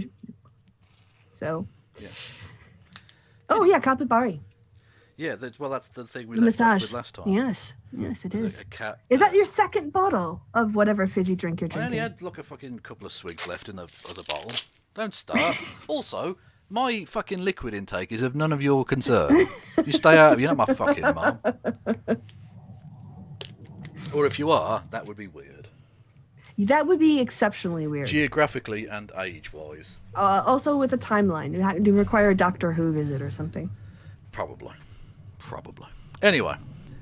Hey, Minnesota, that's pretty close. We're pretty close neighbors, don't you know? Yeah, but Fargo's in North Dakota. Well, I mean, a lot of the people took place in Minneapolis too. But anyway, yeah, that whole sort of. I don't know. I don't watch dog shit TV. Fargo the movie. Oh, movie. Coen Whatever. Brothers. I don't know. Yeah. Anyway. Oh yes, you had some comments. Sophia says, you can accuse me of not having a sense of humour, but as a Jew, I never found a low funny. Stuck the innocent smoothie story in chat if you want to take a look. Oh, okay. No, that's fine. Hello Hello's a very simple and a bit shit comedy. I like it though because it's shit.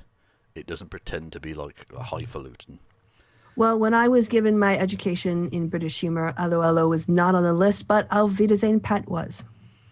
Which Auf Wiedersehen Pet isn't really funny. Well, I guess from the perspective of life in the North and stuff, I guess it was someone who was like, here, this is what people went through with Thatcher in the 80s when they had to become migrants themselves and go to Germany to try to find work. And then they get back and want to just, that same generation now wants to do a drawbridge, up on Britain. I do have a drinks button, and Rory Katz brings me in Diet Coke, yes. That's why he's always having to open and close the door. Indeed. Well, exactly, yeah. The Coke in, or whatever product you're drinking. Yes, so the story there, another Proud Boy has been arrested because of the Capitol insurrection. So that's a thing. Oh yeah, Kyle Rittenhouse is on the lam. What the actual fuck? Yeah, he's what the actual the address fuck? he was at, he no longer lives at and hadn't informed, or indeed, I believe you have to request from the court an ability to change address when you're on bail. He didn't, and so an arrest warrant has gone out for him, and they've increased his bond by $200,000, which is interesting because if the bond goes down, that's $2 million up the Swanee for the My Pillow guy who put that money up. Yep. It's not his money, so what the fuck does he care? Also, why is he even able to be out? Well, he shouldn't be out I don't in the understand. first place. No. $2 White million privilege, or not, of course, no. is the answer. Yeah. Well, yes. Absolutely. Yeah, so that's Wisconsin prosecutors seek arrest of Kyle Rittenhouse again. Yeah, and then bang him up till his trial. Yep. Exactly. They shouldn't be raising the fucking the bond. No, they should be removing the bond completely. Exactly. Yeah. Oh yeah, deplatforming works. Cheney, but with no so this is Donald Trump going mad. But with no ability to tweet them himself, he has resorted to suggesting put downs for others to use and post on their own Twitter. Also, I saw a thing where the daily use of Twitter literally hasn't changed since Donald Trump was kicked off. So the idea that he was going to destroy Twitter. Oh God, no. But you know what? It's so quiet. It's nice, isn't it? It's so much nicer. We got back to just dealing with your common or garden Nazis rather than Nazis with access to nuclear weapons. Yeah, and it's like when the shitty neighbor moves out, and you're like, oh, well, that neighborhood's much nicer now. Music blaring at 2 a.m. I didn't realise that had become such a normal thing, and I'm glad it's over. Yes. Oh yeah, this was nice. Parler's now former CEO John Matsey says he's been terminated by the board. I did not participate in this decision. Yeah, very few people do participate in their own firing, John. Mate, I mean, considering you're the chief executive officer and you guys were using a security that was a freeware sample. Yeah. Well, I literally, exactly, it's nonsense, right? Because I saw an interview with a guy who was one of the people involved in, is it Pirate Bay or whatever it's called? The very, very illegal thing, the which old school one. I would never the Pirate use. Bay. I would never, ever use any of those yeah, sites. I mean, but I'm I would aware not be that they familiar. exist, Yes. it would be illegal to download private copyrighted material, of course. But it is a thing that exists, unfortunately, because criminals are always bad. Now, an interview with a guy in that, and he was saying he couldn't believe that one termination by Apple or whatever it was enough to take down their website, because they do really, really illegal shit, and they've got loads of different servers, and they can just pop it up, and they just pop up again. Whereas I mean, this they're competent? one banning, and their Parler's website just went down and hasn't gone back up still. Well, I mean, there's the whole history of it that people scraped, right? Yeah. You can buy that back. But the point being, Parler's done some legally questionable stuff, but nothing obviously overtly illegal, like literally illegal downloading avoiding shit, right? Yeah, literally avoiding copyright law in every country in the world. Yeah. And they're able to keep their site up in one form or another constantly for fucking years now. So clearly the people running Parler were incompetent as fuck. Yeah. Anyway, moving on. That was very funny. Yes, it was. Oh, God. Well, we've seen some inappropriate Minion memes in the past. I think this might be the most. This is on the back of someone's van in America. I'm the infidel Allah warned you about, and it's a fucking minion. I'm so ashamed right now. It's shame. It's when Boogaloo meets fucking Facebook mom memes. Is what that is. Jesus Christ. This was genuinely weird and a little bit erotic. Gritty. All right. Gritty tweeted this Oh, it's out. a gritty video. Okay. Paint me like one of your French.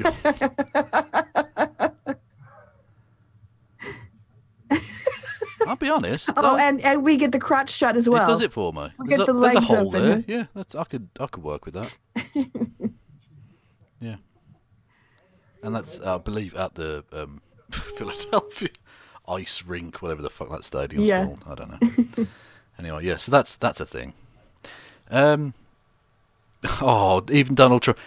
on Donald Trump fan sites, love the prez. Junior, not so much. Yeah, nobody loves Junior. No. Except the woman who's trying to get all the money influence while she can out of him. Yeah, who apparently she used to be with the governor of California, Newsom. They used to be partners. Was she? Yeah. Oh, wow. Yeah. So she likes fucking, politically powerful people or whatever. Yes. So her king, presumably clearly. she moves on now to her next victim. I don't know. He's over. Yeah. Yeah, this is called a Vicaccia, and it's just a sad bunny. Oh. Look at the little face. Well, or sleepy. It might just be kind of sleepy. It might be, but look at his little arms as well. Like, don't tell me that's Depression Bunny. That's not a happy. That's not a cute animal video pic we want. Well, He's no, Sleepy but Bunny. it's yeah, okay. Dead bunny. No, not dead bunny. Oh, for fuck's sake. It's a scientific fact. The election of Joe Biden was mathematically impossible. No. I don't know. I don't know how you... What? I think Bill Mitchell doesn't understand what mathematically means or impossible. Indeed. Or scientific fact. Basically, most of the words in that post. I need this. It's a cat scratcher box plane. Genius. That is brilliant. Yeah. That is. That needs to happen. Yep. And I'll be honest, I might not let Rudy Cuts in it. I might just have it for myself. Make a very big version and then sit in it. This is how you weigh koalas. Of course. Yeah. Of course. Because they're going to hang. Oh, that's wonderful. Here's how you weigh an owl. With an owl Rito? Yeah, an owl Rito. Yeah. Wait, there's one on a hamster. There's something how to weigh a hamster too. Oh. Yeah, in the below. Oh, it's just on there. Yeah. Fair enough. Are there any more? No. Okay. Yeah, this is just a little bit weird. I don't think she's doing this intentionally necessarily, but it's just weird. Where Marjorie Taylor Greene brings on a cutout of Trump on stage, which is weird in of itself. Yes. That's a strange thing. She then begins to rub one particular part of it. I just love this guy so much.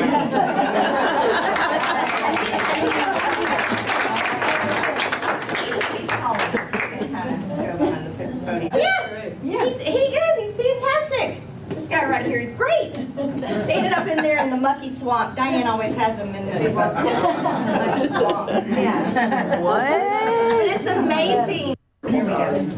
Okay, this is just weird on so many levels. That's insanely creepy. Was that supposed to be like Women for Trump? I think so. Women touching up cardboard cutouts of Trump. They're the ones, in the weird cult. Yeah. What? Yep. The Air Force, the Space Force people are, I think, coming to terms with the fact that they're not really going to be a serious thing, and so they're now entering a Space Force in some sort of e-gaming thing. Why? What? Yeah. Teams. In Call of Duty and stuff, they're going to have like the Space Force people involved. Air Force gaming. You know, if you want to do that, and we'll save all the money on all the unnecessary equipment that you're going to ask for, I'm fine with that. Go join your little e-game world. Go ahead. Yeah. Have your identity. I mean, if it stops them doing like genocide in space or whatever. Yes. They're too busy like blowing up, stuff, or I don't know, Now, like Fortnite or something. This is both simultaneously quite funny and a little bit sad. Donald Trump has resigned from the Screen Actors Guild. But in the most typically pathetic Trump way, because he was about to be kicked out. Mm-hmm. And so rather than do that, he went, no, I don't even want to be a part of you. Fuck off. But why was he still in the Screen Actors Guild? He was president. Exactly. That's my question. That's my question. Why didn't he let it lapse and then? Because he's a knob. I don't Yeah. know. Anyway, so this is from Donald Trump. Ms. Carteris, I write to you regarding... So you know this already, you know it's not written by Trump. I write to you regarding the so-called disciplinary committee. So-called. Yeah, that's what it is. It's a disciplinary committee. Hearing aimed at revoking my union membership. Who cares? Is that really how he wrote this? Well, you, obviously, you twat. You wrote a letter. Also, is this supposed to be a professional letter? Clearly not. But seriously, have some decorum. Just say, He's still using like I the quit. presidential seal. Yeah, he made one of... I think, was it, again, Brian Williams said it looked like a seagull grabbing something? I can't quite remember, but he said the seal. Yeah. While I'm not familiar with your work, I'm very proud of my work on movies such as Home Alone 2, Zoolander, and Wall Street, Money Never Lies, and television shows including The Fresh Prince of Bel-Air, which I don't remember him being on that, Saturday Night Live, and of course, one of the most successful shows in television history, The Apprentice, to name just a few. Wow. This is a person definitely not overcompensating for anything. I've also greatly helped the cable news television business, said to be a dying platform with not much time left until I got involved in politics, and created thousands of jobs at networks such as MSDNC, which again, that just looks like a typo. Yeah. And I know it's not, by the way. And fake news CNN. Like the Screen Actors Guild give a fuck about your weird, petty little drama with CNN, you dopey shit. He's channeling his inability to tweet. Yeah, exactly, yeah. Which is why it's so odd to me that he's refusing to testify before the thing. Because they called him to be a witness. Yes, they invited him. His own trial. Mm-hmm. And he's refusing. You think that's the perfect platform. Like, when has Donald Trump ever said, no, I don't want to speak? But do you know what other happened than when to him? pleading the fifth in law cases. Other than that. Yes. But I mean, do you know what happened the last time he had to testify in like a what do you call that? A discovery hearing where he had to. No, I did that live. Yeah, I watched that live on stream. He couldn't fucking read. Yeah. Well, he lied like 33 times in that thing. Yeah, That's but he why literally I can't. can't. He also can't read. He's illiterate to some extent, or very much. His reading comprehension is significantly lower than his actual age. Yeah. I have a feeling this is like dictated. Oh, of course it is. Yeah. Well, when has Trump ever said, "I write to you today regarding"? You know, that's not how he speaks. That was how the staff started it off. Yeah, exactly. Which brings me to your blatant attempt at free media attention to distract from your dismal record as a union. Your organisation has, I'll forgive the Z in organisation, it's America, has done little for its members, and nothing for me, besides collecting dues and promoting dangerous un-American policies and ideas. Oh my God, he's literally trying to do fucking McCarthyism. Yeah. He's trying to blackball the Screen Actors Guild. Fuck me. As evident by your massive unemployment rates and well, apart from the pandemic, which you fucked up. That you fucked up. Yeah. Which has literally shut Hollywood down for years, or for a year, whatever. From celebrated actors who even recorded a video asking, "Why isn't the union fighting for me?" Again, what does this have to do with you? Well, that's interesting because I've got lots and lots of videos saying, "Why isn't Donald Trump fighting for us?" Yeah. So does that mean you were worse than the Screen Actors Guild? Because the only sag about you now is your tits. Anyway, these, however, are policy failures. Your disciplinary failures are even more egregious, but I won't go into them at this point because I have no evidence. I am no longer wish to associate with your union. As such, this letter is to inform you of my immediate resignation from SAG-AFTRA, and you have done nothing for me. Regards, President Donald J. Trump. Former. Former, twice impeached. Anyway. So yeah, he's now not in a union. But why was he? Yeah, why didn't they kick him out ages ago? Like, I understand SAG. They've probably got some truly atrocious people in there, all manner of people. But Donald Trump shouldn't have been allowed in the union for a long time. Well, I mean, I guess, yeah, I think they probably could have. Well, they were bringing it up now, weren't they? Seems a couple years too late. But Well, exactly. it also, it's all the Republicans now speaking out. Like, you don't get any fucking bravery points at this stage. It's too late. But I think SAG, they have a lot of influence in Hollywood. Yeah. And if you aren't a member, it's very difficult to get work. So I don't know. I don't follow this stuff. Trump will be okay in that regard. He'll be fine. He'll get documentaries.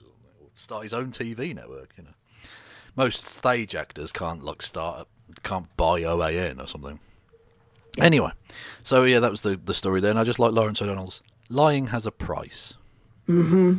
2.7 billion. Mm-hmm. Yeah, look, they clearly got to her. Marjorie Taylor Greene says, "I also want to tell you 9/11 absolutely happened." What a fucking sellout! The cabal got to her, and they turned her.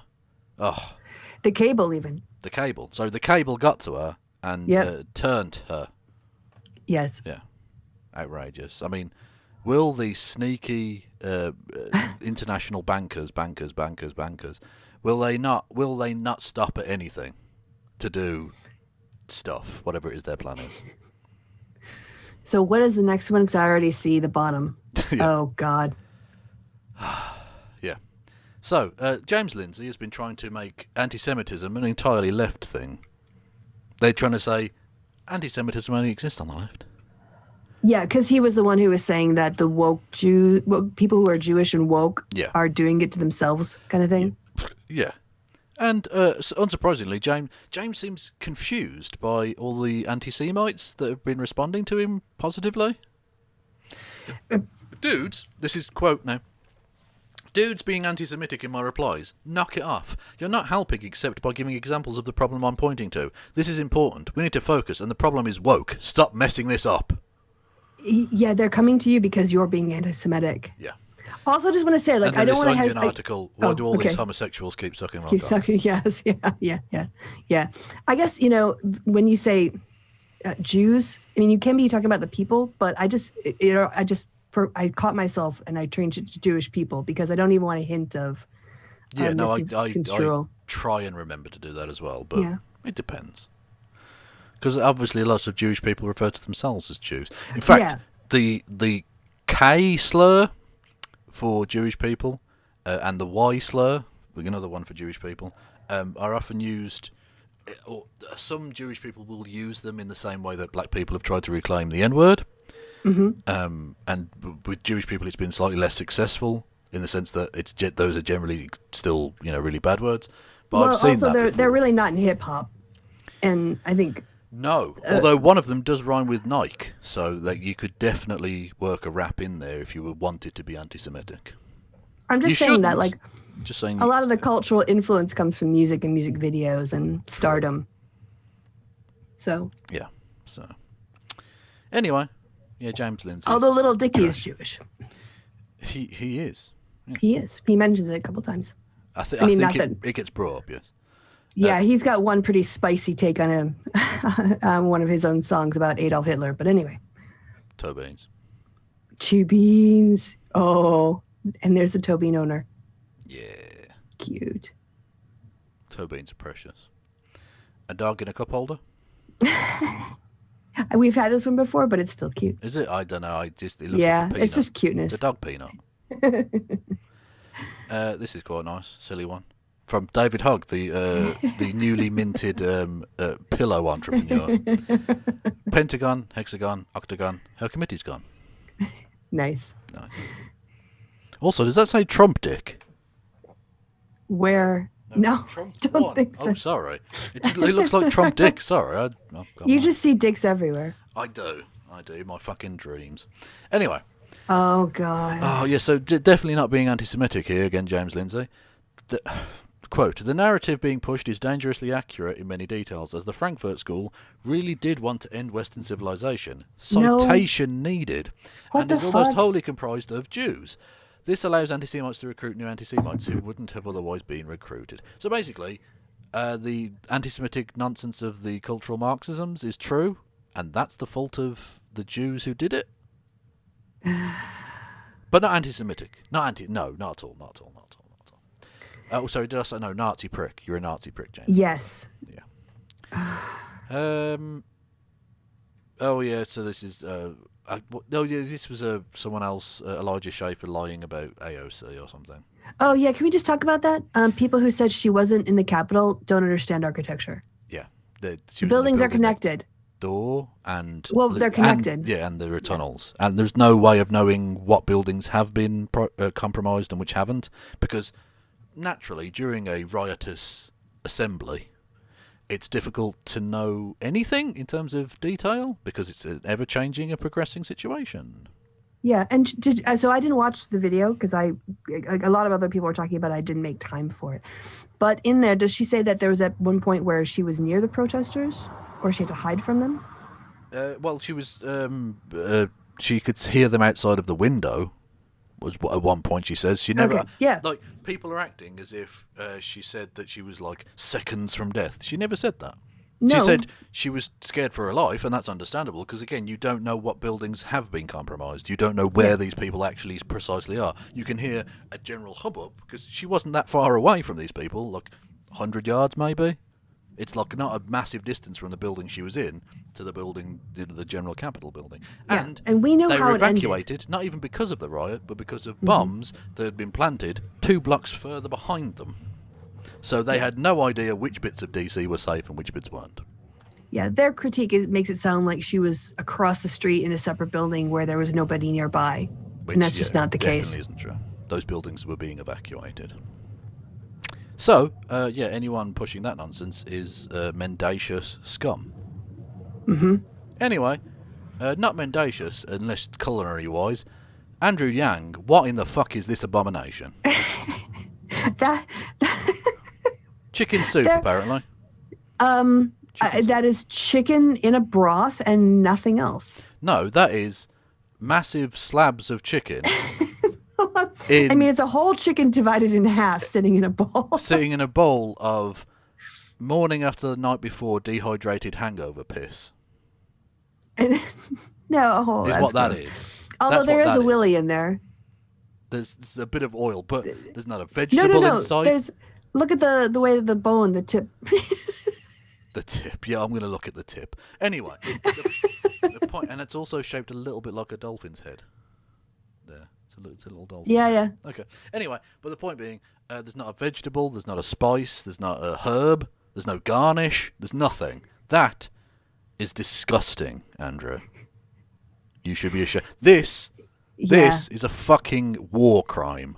Maybe use a filter, like an Instagram food filter or something. No, I don't think that gets you past it either, Kristi. Like I say, this is a war crime, okay? The Geneva Convention also applies to your own digestive system, Andrew. Oh, my. All right, where are we on your... Okay, I'm going to need a break. I fucking told you. No, it doesn't matter about... Before, she was like, I've got an extra drink of water. Well, you're just going to drink it and eat a piss then? But we went for like almost 2.5 hours. With Kev, that's just the beginning. Come on now. Come on. I will be right back. You shout out your 5-minute list of buttons that people have to press. They've got to press buttons. Don't ask them to press buttons. Anyway, okay. Yes, so Kristi's gone now.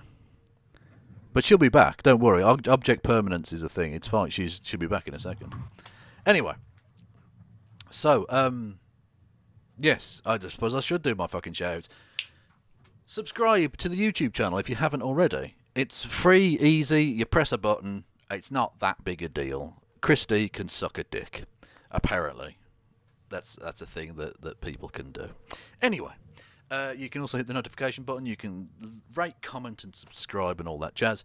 Again, you can go to my community page on the thing on my channel, vote, comment and like those comments. It helps the algorithm. YouTube is fundamentally a completely broken system. It's absolutely ludicrous. Yeah, it's a nonsense, isn't it? The way in which YouTube's algorithm works, but it definitely, that's a thing that you can do to help the channel, which costs you nout. You can also subscribe to the Twitch. Oh, you can follow on Twitch, which is the equivalent of a YouTube subscription. It costs you nothing. You can subscribe as well. That does cost you money, unless you've got an Amazon Prime account. if you've got an Amazon Prime account, you can subscribe to the Twitch for free, and we can redistribute Bezos's trillions. I think he now owns everything. So if we redistribute him $2.50, whatever it is, at a time, that helps, I suppose. Although you do have to give him money for the Amazon Prime to begin with, so that's a thing, I think. I don't know. Anyway, you can also go to the Streamlabs. You can get a comment. It'll pop up on the screen. It'll make a loud and distracting noise for me, which might be entertaining if you're interested in that sort of thing. And you get a gritty on screen, and I read your comment. I won't dance, though. I will not dance. Oh, did you get any more money, by the way? Are we up to date on your comments that need to be, want to be? Did I have any more comments? Did I? I'm not sure. You're all caught up? No, I think I'm all caught up now. Yeah. Excellent. Yeah, and the Patreon's there if you want to make a regular donation. Go and also subscribe to Kristi's channel and Twitter. They are both linked below. She gives good tweets. But I'm mostly here. She is, but she does Sunday shows, and she puts out some very well-edited ponage of Carl from time to time. Yes, I still have to get back into that philosophy book on propaganda, which was not at all what I thought it was going to be when I bought it. But anyway. Yes. Anyway. So on from Andrew Yang's abomination to humanity's abomination, Tim Pool. Oh, yes, he is. So he's been going on and they evacuated her office, AOC, she's a lying bitch, blah, blah, blah, bomb scare, it's nonsense. He went on and on all fucking day about this, right? Eventually people got in touch with him and went, Tim, these are lies. And eventually, I deleted my previous thread about AOC and the evacuation because I made a mistake on the timeline of events. You'd made nothing but mistakes on the timeline of events, Tim. You're a lying shitbag. Also, he may have deleted those tweets, not the videos he made. No. But he's a journalist. He is a gerbilist. He doesn't do the research beforehand. He does it after everyone points out his mistakes. And keep that note in mind for when we get to the Jimmy Dore bits. Oh, okay. Yeah. Anyway, so Newsmax have had quite a week. They went viral for all the wrong reasons. The empty chair. And again, their technology might not be absolutely perfect. Content warning, loud noises. Okay. Stories of these pipeline companies that have to tell thousands of their employees they're now laid off because of executive orders by this new president. It is unbelievable what we're seeing. And you're the quote by Bernie Sanders. Oh my God. Turn it off. Oh my God, the feedback. Turn it down. Turn it down, Kev. Actually, turn it down. No, you needed to hear that. Not that much. I have headphones on, you motherfucker. I have headphones on. Yeah, but you have control over your volume. Yes, I fucking do. Anyway, wow. To be fair, I did say content warning, loud noises. I don't know what the fuck you're then expecting. Yeah, definitely loud should fucking drop noises. the Anyway, Newsmax is drop the volume down. Oh yeah, this is noted anti-cancel culturist Marjorie Taylor Greene. Yes, saying that NFL players should be fired. Playing a game, throwing around a ball and hitting each other, tackling. No, I mean really, truly think about that. That's what that flag gives them. So yes, absolutely. What? Our American president can tell them, stand up. And if you're not, like you said, get the son of a bitch off the field. They should be fired. So for having a difference of a political opinion and engaging in a peaceful protest, you should lose your job. But for calling for the execution of your colleagues, that's just super duper. Yep. If I hadn't already got my cock out, I'd slap it down again. Can I also just say that playing under the American flag has nothing to do with the ability to play football. People play sports all over the world and under all types of governments. There are foreigners really who play it irrelevant as well. Mm-hmm. Yeah, it's nonsense. But no. Keep politics out of sport, especially the bits that I don't like. Apart from the bits that I do like, those bits can stay. The military flyovers, they can stay. Precisely. The national anthem, the massive American, basically the Uncle Sam blowjob every Sunday afternoon. Yeah. That can stay. But if you uppity blacks try and get involved, that's politics and that's bad. Yeah, if you try to bring attention to the fact that as supposedly equal American citizens, you're disproportionately murdered by the police, including when you're unarmed, and you want to mention that when I'm trying to feel good about my white supremacist, where white power runs everything government and how cool I am, you're bringing me down, man. Made me feel thinking about what liberty and justice for all really means when I say those Keep politics out of video games. My video games need to be apolitical, where I go around doing imperialism. Yes, Please. it has to be white identity politics. Yeah. I need to be a white man who's straight, going around killing brown people. Nothing political happening there at all. Yeah. Hey, when I go to the strip bar, like all the dancers have different backgrounds, that makes me not racist, right? Exactly. I jerk it to Chinese porn, so... Look, how can I be racist when I jerk it to Japanese-drawn hentai? At least you didn't say tentacle porn. Is that a different thing? I assumed it was all the same thing. I don't know. All you Japanese cartoons look alike to me.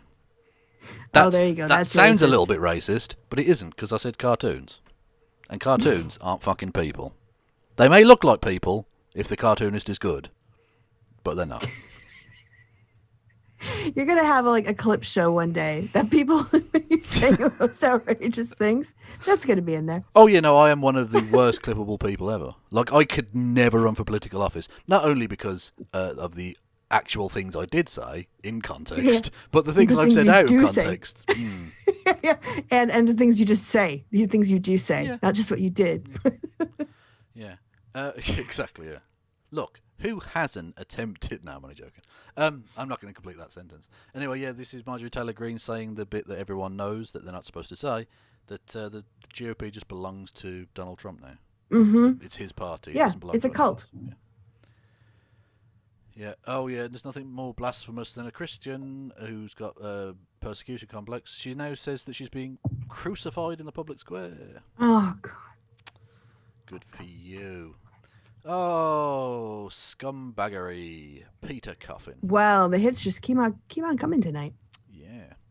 Peter Coffin, noted cuntbag, says, you're going on about Alexandria Ocasio-Cortez, and saying that, how does he say it was mostly false? It's because they're connected fucking buildings. Yes. It's a complex of buildings. There are tunnels, and I'm just... when they're that close, you can literally throw a stone from one to the other, that's called a stone's throw distance. Oh, yeah, you have to do rational discourses, what they wrote here. Oh, yeah, Peter spreads misinfo by... hang on, bugger. Cherry-picking an article without reading it, and then cries about how people are misinformed about what happened. Yeah. Yeah, and there's also some... Yeah, okay. She never claimed to be in the Capitol building. No, well, yep. And not just that, but... Right. I know the right wing thinks she's stupid. She's obviously not, though, right? She... at no point did she say she was in the Capitol building, and literally the two places that she mentioned were her own office, which isn't in that building, and Katie Porter's office, which also isn't in that building. Yes. But a different building. A third building. But next to the other two, right? So, yeah, at no point did she lie. Now, you can claim to a certain extent she misjudged the situation, but like I say, it's chaotic. There's a riot happening around her at that point. She doesn't know what the fuck's happening. So, yes, technically she was never within 50 yards of them. But so what? Like, does she know that? Does she know there aren't bombs placed? Because they're literally evacuating that building because of bombs that have been placed. Yeah, I would be shitting my pants, and so would Peter, and so would every other motherfucker who's not a psychopath, basically. But also, Peter goes on, and they say something even worse. Yeah. They make it worse for themselves. They write, clearly people think she was, though. Why do people think riders were banging on her door? Why do people think she was in the tunnel under the Capitol? Maybe she told... I know. Maybe she told a vague story about how she was afraid and left enough details out for it to be much more harrowing than it was. What is this sort of victim shaming? Why are you spending time on this? Why are you spending... Because Peter has one political ideology, and that is that they hate liberals. That's it. Yeah. If you're vaguely a liberal, Peter despises you, and that's it. Now, Peter, that's not a political ideology. That's nothing. That's just you being an irrational twat. You know, on 9/11, I was Oh God, actually... Rudy Giuliani's come back, has he? Fuck's sake. What? No, because Rudy Giuliani always says, on 9/11, I was doing... Oh, okay, right. No. But, so on 9/11, I was actually scheduled to drive up to the district to meet my boss, because I was working for a state senator at the time, working in the state capitol in Madison. And So as I was getting ready... Not really in the affected area, then? Well, no, but, right. So as I was getting ready for work, we saw the first plane go into the building, and then the second plane go into the building, and I didn't know what to do. Like, it's not like a sick day. What do you do, right? So got on the road and ended up driving up north, and then the Pentagon was hit, and then the plane crashed in the field, and then they started forcing all planes to land. And I, at that point, did not know, like, I worked at the state capitol. Were they going after more government buildings? They were going after, the Pentagon. They thought they was going for the Congress, the one that went down in the field. And I didn't know at that point, like, if my friends working at the Capitol were going to get attacked, right? In the chaos of the moment. Now, of course, looking back, we know that the attacks, there were 4 planes and that was it. But just like AOC in that moment, you don't know what barrier is going to be breached. You don't know who's going to come through the window. You don't know who might spot you and then call out your name and turn the mob on you. Yeah. And so to try to go back and, like, fact check all of this, when and honestly, it doesn't even freaking matter. It's not like AOC is making accusations. This isn't like a he said she said sexual assault case of what was she thinking in the moment. It's something that just happened to her. Peter, leave it alone. Like, what are you thinking going on and on about this? I don't get it. I don't get what's going on in their heads. Yeah, Peter's scum, basically. It's such a shame. I think we can now even remove the bowl from Nazbol for Peter. Anyway. This dude, the cool dude, who, I'll be honest, is probably the human who looks most like Hellboy, but he's actually real. He does now that you say that. Just give him the horns. Yeah. Anyway, who's like the Secretary of State for Pennsylvania or some shit? Yeah. Yeah. He's running for, was filed to run for Senate. Is he the guy? He's the guy who's talking smack with the Texas governor, right? Indeed. We've highlighted this chap before. Also, the Cowboys blow. The Cowboys do blow, yes. And it's the Superb Owl on Sunday as well, which is good. What's his name? John Fetterman, Lieutenant Governor, of Pennsylvania. John Fetterman. Anyway, so that's also quite a cool beard. Good luck. Yes, good luck, my dude. Cats and dogs together, unity. Aw, If they'll fucking load, you prick. Oh, I fucking hate the world. Try it again. Try the next one. Okay, just that picture. Anyway, there you go. There we go. No, that first picture doesn't want to. It's not happening at all. Okay. Anyway, there we go. There you go. Cat and dog together. And there's another one in the comments. Yeah. Yeah, fuzzy blankets. Oh, no. Yeah, this one's an interesting one. This guy, Rod Webber, who I'd never heard of before, but is involved to some extent with, like, Vermin Supreme, apparently. Anyway. Who's that? The weird guy who wears a shoe on his head who ran for president. Oh, okay. Who I in a charity stream I was on, I got to talking with him about his penis. Congratulations. Yeah, it's one of the highlights of my existence. Anyway, I believe an as yet unaired by Jimmy Dore, but this person has released the footage, conversation, or interview. Jimmy Dore interviews this dude and reveals that he didn't necessarily do incredibly good due diligence on his interview with the Boogaloo Boy. Oh, you think? His latest movie is called 2020, The Dumpster Fire. It's Rod Webber. How representative do you think that guy that I interviewed is representative of the Boogaloos? If you look to, say, Unicorn Riots, leaked chat from Discords, you can hear them in their own voice, very many of them saying all kinds of racist things. So I have to say that there is some merit to what people are saying. I mean, first and foremost, I would even say you need to start talking more shit about Tucker Carlson and his rants about his white nationalism. You need to be talking shit about Tim Pool. Rod, don't do that. We're not talking about fucking Tucker Carlson. We're not talking about shit I should be doing. We're talking about this fucking... Oh, don't ask me to call out my friend. Wait, you mean we're talking about the shit I should have been doing about the Boogaloo Boys. Don't bring up other shit I also should have been doing. Yeah, exactly. Guy and the Boogaloo Boys. I'm not talking. What the fuck are you doing? Oh, okay, well then. Can you talk about what we're talking about? I asked you about the Boogaloo Boys, and you start telling me what I should be doing with Tucker Carlson. All right, well then let's go directly to his Twitter threads, and all the stuff. What about all this stuff from Magnus talking about his support of Kyle Rittenhouse? Dude, I'm asking you about the Boogaloo Boys, and he's giving you an example. Okay, so and if what the ADL is saying is correct, is what the ADL saying, is that correct? What I know about this particular Boogaloo. By the way, the ADL thing that he's talking about was a little bit more sympathetic towards the Boogaloo Boys in accepting that it's like a broader range of opinion than just far right, but they are largely far right, and they are anticipating and in many cases celebrating race war. Yeah, you know what? There are probably a lot of people who joined the Nazi Party who didn't ascribe to everything, but, they still went there and associated with them. Yeah. They're still helping the fucking Nazis. Yeah. They're still spreading those ideas. Boy, Magnus Panvidya, in his own words on Twitter, he's talking about his support of Kyle Rittenhouse, and it's a hill that he's willing to die on. When asked whether he's left or right, and whether BLM is more important than what happened with Rittenhouse, he says, he'll die on that hill, the Rittenhouse hill, and he says, I choose both / shrug. I mean, there is some merit to what people are talking about.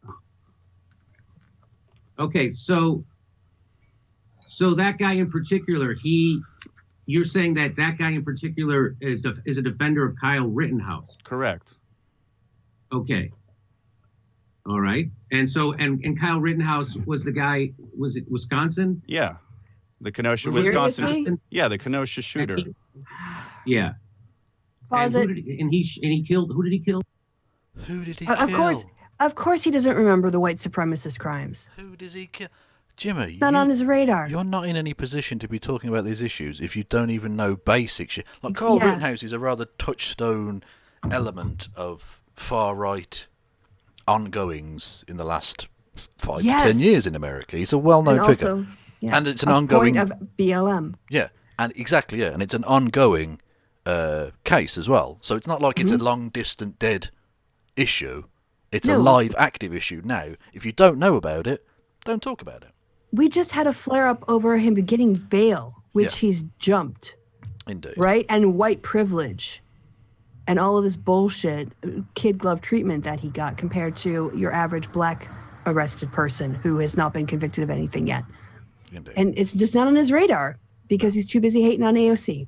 Indeed. No, exactly, yeah. It's the Peter Coffin, it's the Coffinitis.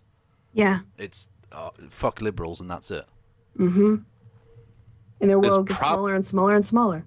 Yep. Problematic to a lot of lefties. It's like saying, oh, we're going to get together with Charles Manson. Oh, okay, but he wrote some Beach Boys songs, you know? Oh, okay. I don't think he did. I think he lived with Brian Wilson for a brief period. But the meme stands. Yeah. That makes sense, Rod. That makes sense. Yeah. I would have a problem with that too. Yeah. Yeah, that's a big problem, right? Yeah, for sure. Okay. Well, arguably worse because Kyle Rittenhouse actually killed people, whereas Charles Manson ordered the murder. He didn't actually do it. So it could be argued that he's worse, actually. But whatever. Well, I mean, so far, I think at least in his favor, Jimmy is taking on that critique and realizing, I don't know if he's going to say he fucked up, but we'll see. We'll see. He's not shouting.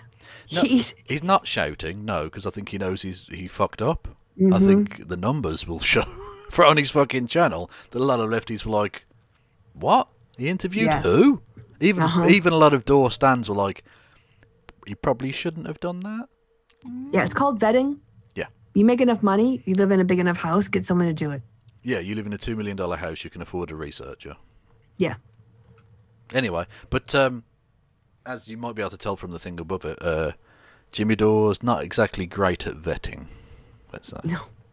So then what do we do? Oh my God! What? when a guy I'm sorry, like that- I'm sorry. Did he not work for TYT? He did for years, yes. And did he not see people do research on someone and discuss articles that they'd found on the internet Well, or check their social media? Well, he must have done because he travelled across America, like interviewing people and stuff. Like that must have happened, yeah. How are you this incompetent and be able to get away and make this much money? Like, I don't get it. Because he's prepared to bend the knee to Tucker Carlson and the Boogs. Yeah. Well, he shouts the things people want to hear. By the way, it's completely ineffectual. Tucker Carlson and the Boogs sounds like an amazing sort of joke band name. Yeah, some kind of a cover band. Although not as good as my favourite of all of those bands ever, Half Man, Half Biscuit. Half Belgian biscuit. Oh no, Kristi, no. don't insult Half Man, Half Biscuit with your smut. Shows up with someone from Antifa and Black Lives Matter and claims all the things he claims. What do we do with that guy? Do we not talk to? I mean, you've talked to those guys. I'd say it's on a case-by-case basis, and what we need to do is vet them more. Well, not just that, but again, we discussed this at the time. You can have on pretty much anyone you want. Obviously, there's a debate to be had about platforming and all the rest of it. But regardless of who you have on, it's how you deal with it, which ultimately is the factor. You can have on an absolute Nazi, and if you go, why the fuck are you a Nazi, you prick? People will be like, okay, at least you challenged them. Yeah, This guy came on and you fucking reamed him. Softballed all the questions. Yeah. And looked, like we're defending him. There was not a speck on his fucking junk that you did not salivate upon. Yeah, that'll do. Salivate. That's a thing. That's Bob Geldof's new thing. Like Live Aid. Yeah, let's see what I did. Fuck Your me. brain is so weird. Yeah. Broken, I think is the phrase. Yes. Or, before putting them out on the internet, to tons of people, to let them just say what they want to say unchecked. I think a lot of people had a problem with you not pushing back on these particular issues. Yeah, When Boogaloo comes up, the first thing that I'm looking up is I did a cross search of Magnus Panvidya and Kyle Rittenhouse. Boom, there, it's coming right up. So when you would, okay. So I saw a video of him calling for unity, and so we reached out to him to interview him, and I interviewed him, and my jaw was on the floor. Oh my God. Yeah, and so a lot of folks. And so then a lot of folks say, no, Jimmy, that guy's lying to you. So then I go to the ADL and I look up the ADL, and they say, no, that guy's not lying to you. They actually support Black Lives Matter. Oh, shut the fuck up. I'm going to have to get this up. ADL. Boogaloo. Is that how you spell? I have no idea. The Boogaloo. What's his name? Magnus? Extremists' new slang. So again, even the Boogaloo straight away, they're calling them extremists, Jimmy. That's the fucking white. Is it white? No, Black Star, isn't it? The thing behind it. No idea. That's a Nazi symbol. Okay. Yeah. So again. Yeah, threatening violence. Again, Jimmy, that's a Google search that took me 2 seconds. And I misspelled one of the terms, and it still came up. Can you search his name in the ADL search bar? Do you know the guy that they're talking about? There's a tweet somewhere. Hang on a minute. Magnus? Don't do that. Go, let's dig in their Boogaloo Boy. There is some Rittenhouse. Yeah, hang on, where's it? He says earlier. Boogaloo Boy Magnus Panvidya, in his own words on Twitter. He's Magnus Panvidya. Oh, hang on a minute. Magnus Panvidya. No. So I don't know what they're talking about. Then. Okay. Anyway. We tried, y'all. We did. matter. Also, I just want to point out I've got 444 followers now on Twitch. And my head, just to show how broken it is, 2/3 of a beast. Always doing something with numbers and words. Yeah, almost like a kind of weird psychopathy that I can't stop. And they're not racist. So, but then you say that on Twitter he supports Kyle Rittenhouse, and so that. If I'm going to put someone like that in a documentary, I'm going to make sure that there's strong pushback against that. How would I even know to Google that? How would I even know to Google Boogaloo Boys? Fuck's sake. How would I know to Google, is the person I'm interviewing a Nazi? Yeah. Well, you know what you do, Jimmy? You boomer twat.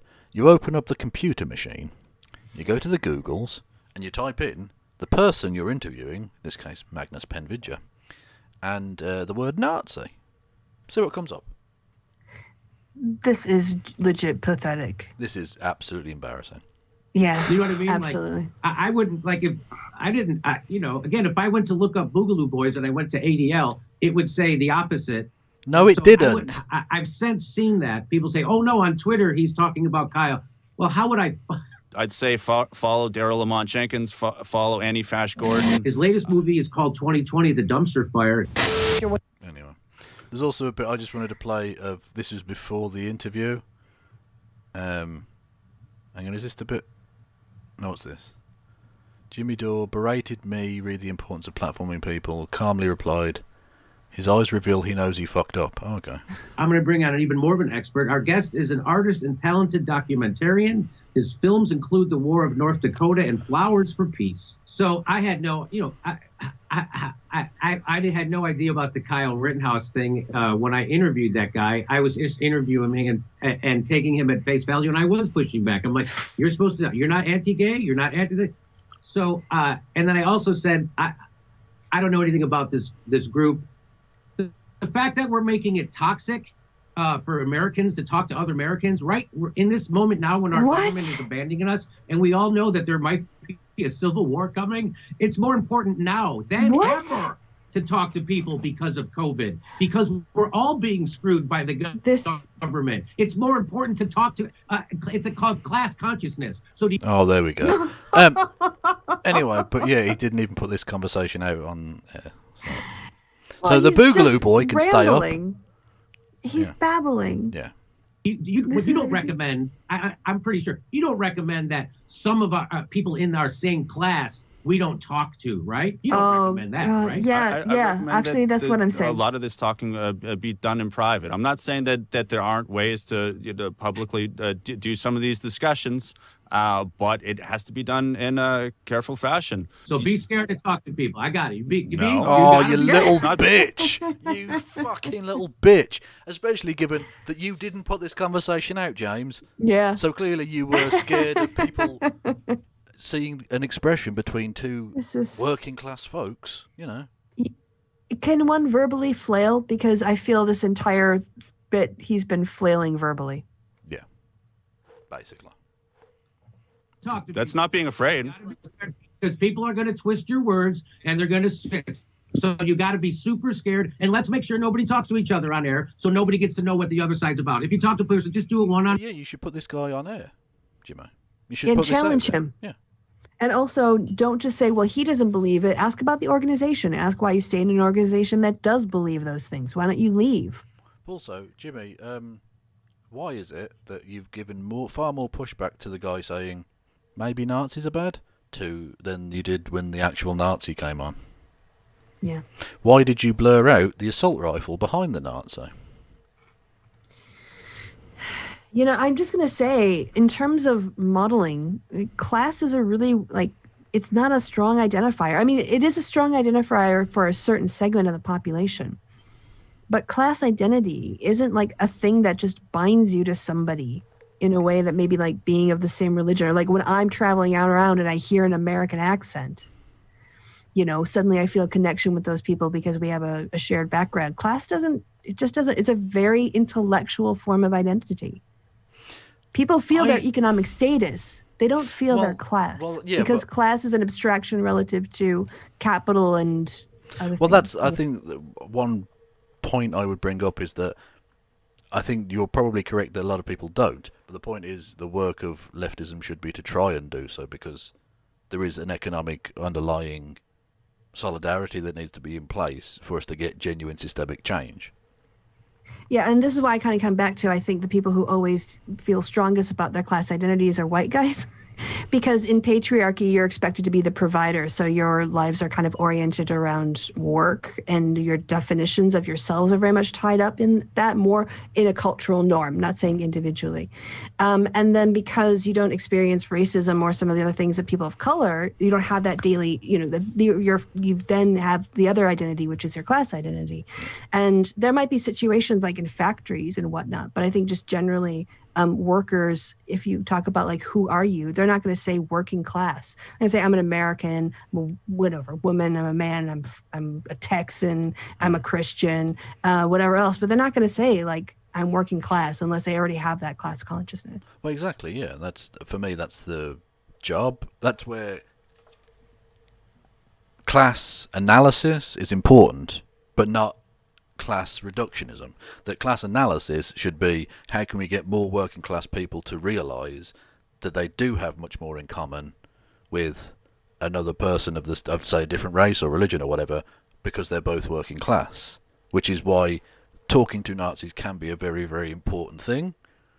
Working class Nazis especially, because they have got much more privately to be pissed off about at actual bankers, not just Jews, actual bankers who are like fucking over everyone, some of whom are Jewish, most of whom are not, than they have at a working class black person who isn't hurting them in any demonstrable way whatsoever. So that's what I would say is the more important thing, but don't forget that there are lots of other things as well. So that's the difference between being class conscious and class reductionist. Yeah, like I don't consider myself working class. Yeah, no, I don't think you are. I think you're firmly middle class. But that doesn't mean by the way, that would exactly. This is it. Like my class doesn't determine my politics in that way. I still have a critique of capitalism, but I don't have a working class identity. Well, yeah, I mean there were lots. I mean Marx was basically upper class. Lenin was very upper class, really. Lots of the intelligentsia of socialism throughout history have been class traitors in essence, upper class traitors, and that's fine. You don't, just because you're middle class doesn't mean anything really, because you're still at the whims of capital in essence anyway. Yeah, I mean I agree with that. I wouldn't say middle class. I would say I'm white collar, like bureaucratic kind of. Well, yeah, but middle class. You're not. To use the Marxist parlance, you're not petty bourgeois. You don't own like a small workshop or something. Correct. And that's why actually Marxist analysis is a little bit outdated, because no one owns a fucking small workshop. Even no one even owns little farms anymore. It's all fucking agribusiness, multi-trillion-dollar corporations. Yeah. Yes.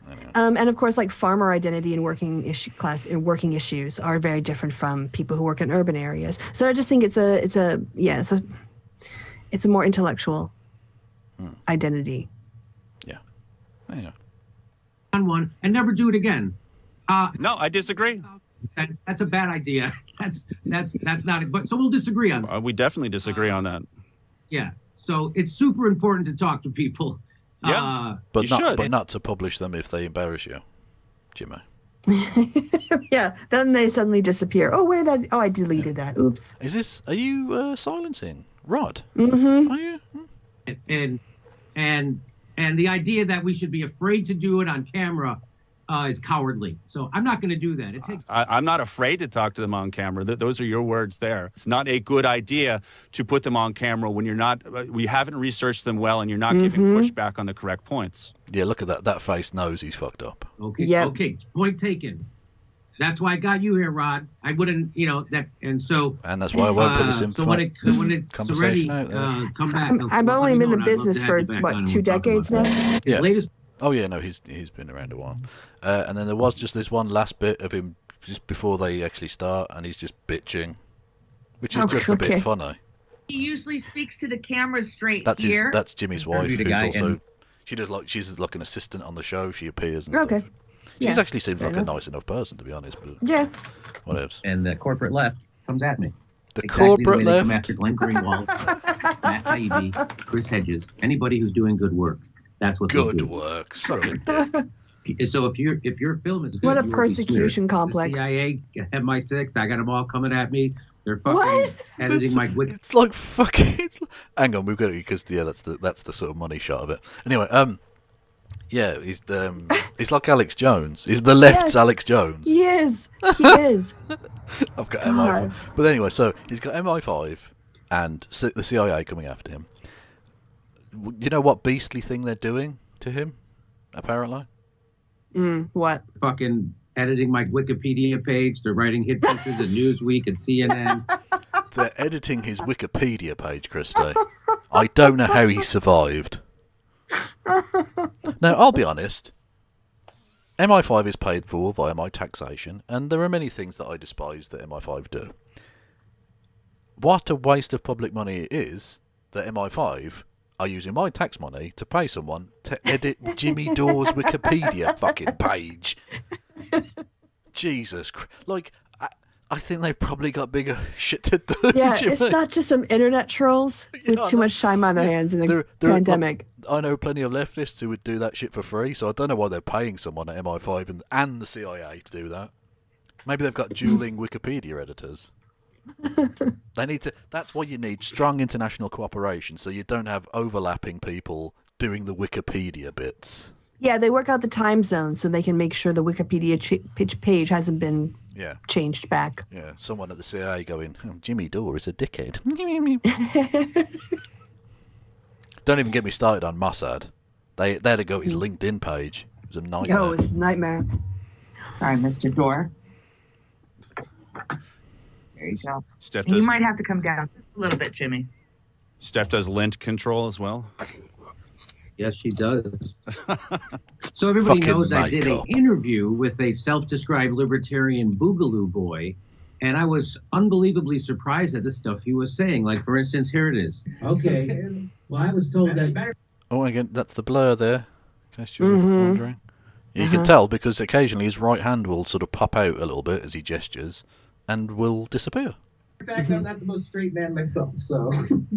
So that was, my jaw was on the floor when I heard that guy say that stuff, because I had the exact opposite opinion of those people. I thought they were all racists and they were all anti-gay, anti-Black Lives Matter for sure, I thought. But turns out he was saying the opposite, and I was called a white supremacist for just interviewing that guy. No, for sucking his dick. Yeah, for platforming him and softballing all the questions and basically going, oh, look, they're not as bad as you think. They're not all terrible. This guy's wonderful. And That's the promoting. blurring reveals something there. Jimmy knows he has to soften this person's image. Yeah. You're running PR for a bigot and a group of bigots. I was boosting him just because I interviewed him, because that's what corporate Democrats like to do. So it's the corporate Democrats criticizing him and the CIA editing his Wikipedia page. Yeah, I don't remember him being mentioned once on like any media outlet except his own. No. And YouTube. Occasionally the Young Turks will pipe up and be like, Yeah, there might this have been a this dude's BuzzFeed. a dickhead. But that's because Or it's a like Raw internet. story. Yeah. Yeah. Fucking Nancy Pelosi's not sitting there shitting herself over you and your 15 people at the... Well, actually, Jimmy didn't turn up to the rally. The 15 people who did turn up, not including Jimmy in DC, to campaign for the Force the Vote thing. Yep. Fuck me. Yeah, it's not the New York Times isn't mentioning this drama. Nobody cares. So I went to the ADL, right? The fuck does ADL Anti-Defamation League. What does it stand for? How can you not? Did someone just say American Defense League? You fucking dick! Who said that? I hope that wasn't his wife, because I think she's nice. But that was that was her. That was wrong. She's the dumbest person. Anyway, again, so Jimmy doesn't know what the ADL is. No. Even though he's citing them as a source, even though the ADL says that they're a hate group and an extremist far right group. He doesn't know who Kyle Rittenhouse killed. He vaguely knew something about Wisconsin, but that's about all he knew about that. He didn't even think to Google who this person was he was interviewing. Like, what the fuck? What kind of research are you doing? I do more research and I don't even get fucking paid by YouTube. Yeah. We do it live on the show. We make our audience sit through it while we do the research live because we want to know the accurate information. No, so some people are saying, yeah, Jimmy Dore's wife said it. Oh, no. Oh. Well, I mean, I suppose there had to be something wrong with her. She's married to Jimmy Dore, so, like... Although I suppose she gets to live in a mansion in LA now, so I mean, that's something, but... Just put in earplugs for most of the time. Discrimination League. That's what that is, right? No, anti-defamation, you twat. Fuck me. This is... Anti-defamation League. Yeah, that's it. Anti-defamation League. Okay. So, Mike, make the necessary edits so I don't look like the idiot that I am. Thank you. So this is from the ADL, the Anti-Defamation League. And what is the Anti-Defamation League? It's the leading anti-hate organization founded in 1913 in response. So there you go. So it's the leading anti-hate organization. And this is what, from their literature, this is what they say about the Boogaloo Boys. His latest movie is called... Hang on. Responded... well, you can go watch the whole interview. I'm not playing the whole fucking thing. But anyway, yeah, the basic gist is... That's hilarious. Jimmy Dore is and sad. Pathetic and doesn't do even the most cursory investigation.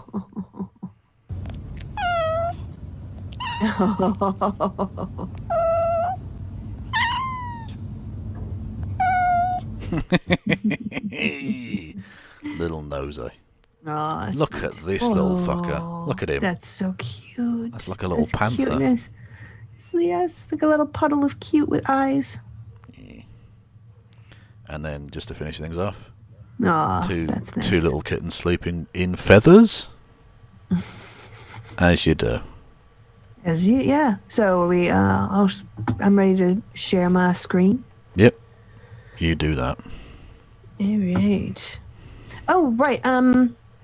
Alhana sent us. Hang on. I need to. Oh, yeah. No, screen. There we go. Did you have a chance to watch this yet? I bookmarked it because I hadn't had a chance to watch Ben Shapiro saying that some movies are secretly conservative. Oh, I was going to take a look at that at some point, maybe the weekend or something. I can't be bothered now. We've been going 3 hours. I don't want to get into a new Ben Shapiro segment. I just wanted to ask if you watched it. Oh, sorry. No, I haven't. Okay, all right. But thank you, Alhana. That's very, but it's helpful, genuinely helpful. Yes. This is Steny Hoyer calling out.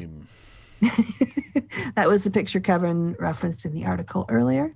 All right, this guy is, I guess, he's special effects guy, and he's stuck at home with his kid during lockdown. I don't know if people have seen this already. This might be a recycled one, but it's still pretty funny, so we're going to watch it. We're starting to rain. Gotta go now. Get in the boat. Okay. Whoa. Really coming down. This is what happens when your dad does special effects for a living. You know what I told you about climbing on there? Oh, look out. Oh, whoa. Oh, your mom's gonna kill me. The floor's lava. The floor is lava. Oh.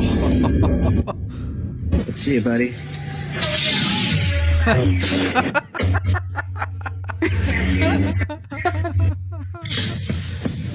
Oh, wait. Okay.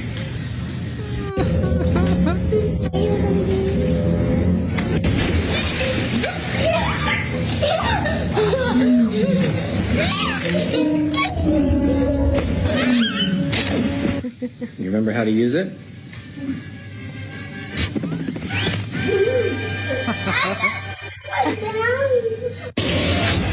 Oh, it's more. How is the cameraman falling?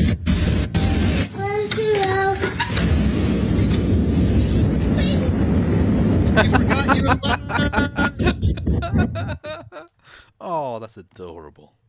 Isn't that good? Oh, very good. Right. Some good news out today. Go on then. Biden is ending arms sales to Saudi. They use them to murder Yemeni civilians, including thousands of children. Oh, this is just someone else I'm reading out. But this is the war the UK enables with his arms sales to a murderous regime. Biden's morality shames this bloody Tory government. But yeah, he's ending support to Saudi Arabia and its intervention in the Yemen. Good. That's fucking awesome. Yeah. Yes, this is where some of the accounts that were tweeting this. 57 tweets were from inauthentic accounts. Just not a surprise. Mm-hmm.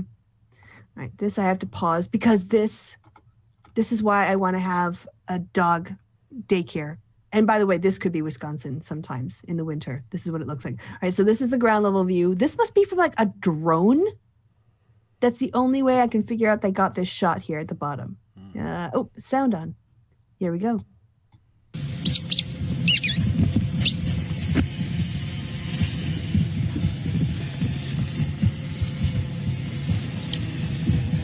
So now you can watch them race around the track. Oh, genius. Oh, look at him go. Yeah, he's loving it. Now the other dog's like, oh, that looks like fun. Stop something. Oh, we got this one. Yeah, so here's one. Here's the other. But they refuse to go over the snow. Oh, yeah, well, they're like, just running the tracks in the snow. It's too high. It's messy. It's cold.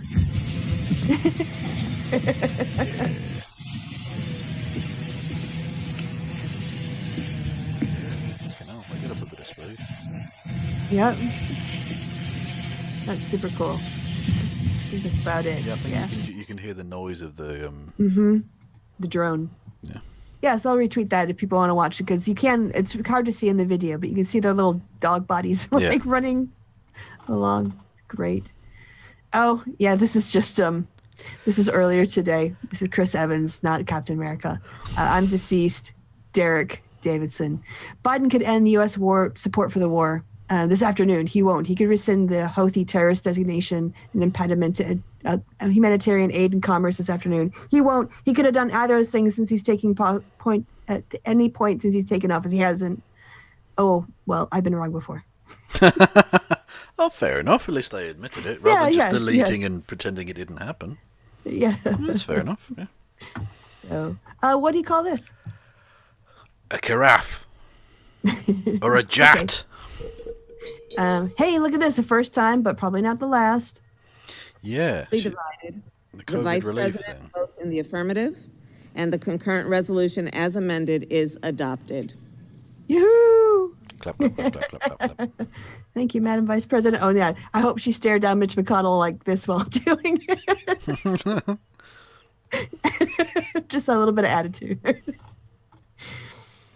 Oh, right. I saw this. I haven't read it, but I bookmarked it because I wanted to. But yeah, former moderator of the Donald recalls forums hate, racism, violence, and speaks out why he finally pulled the plug on it. Yeah, good.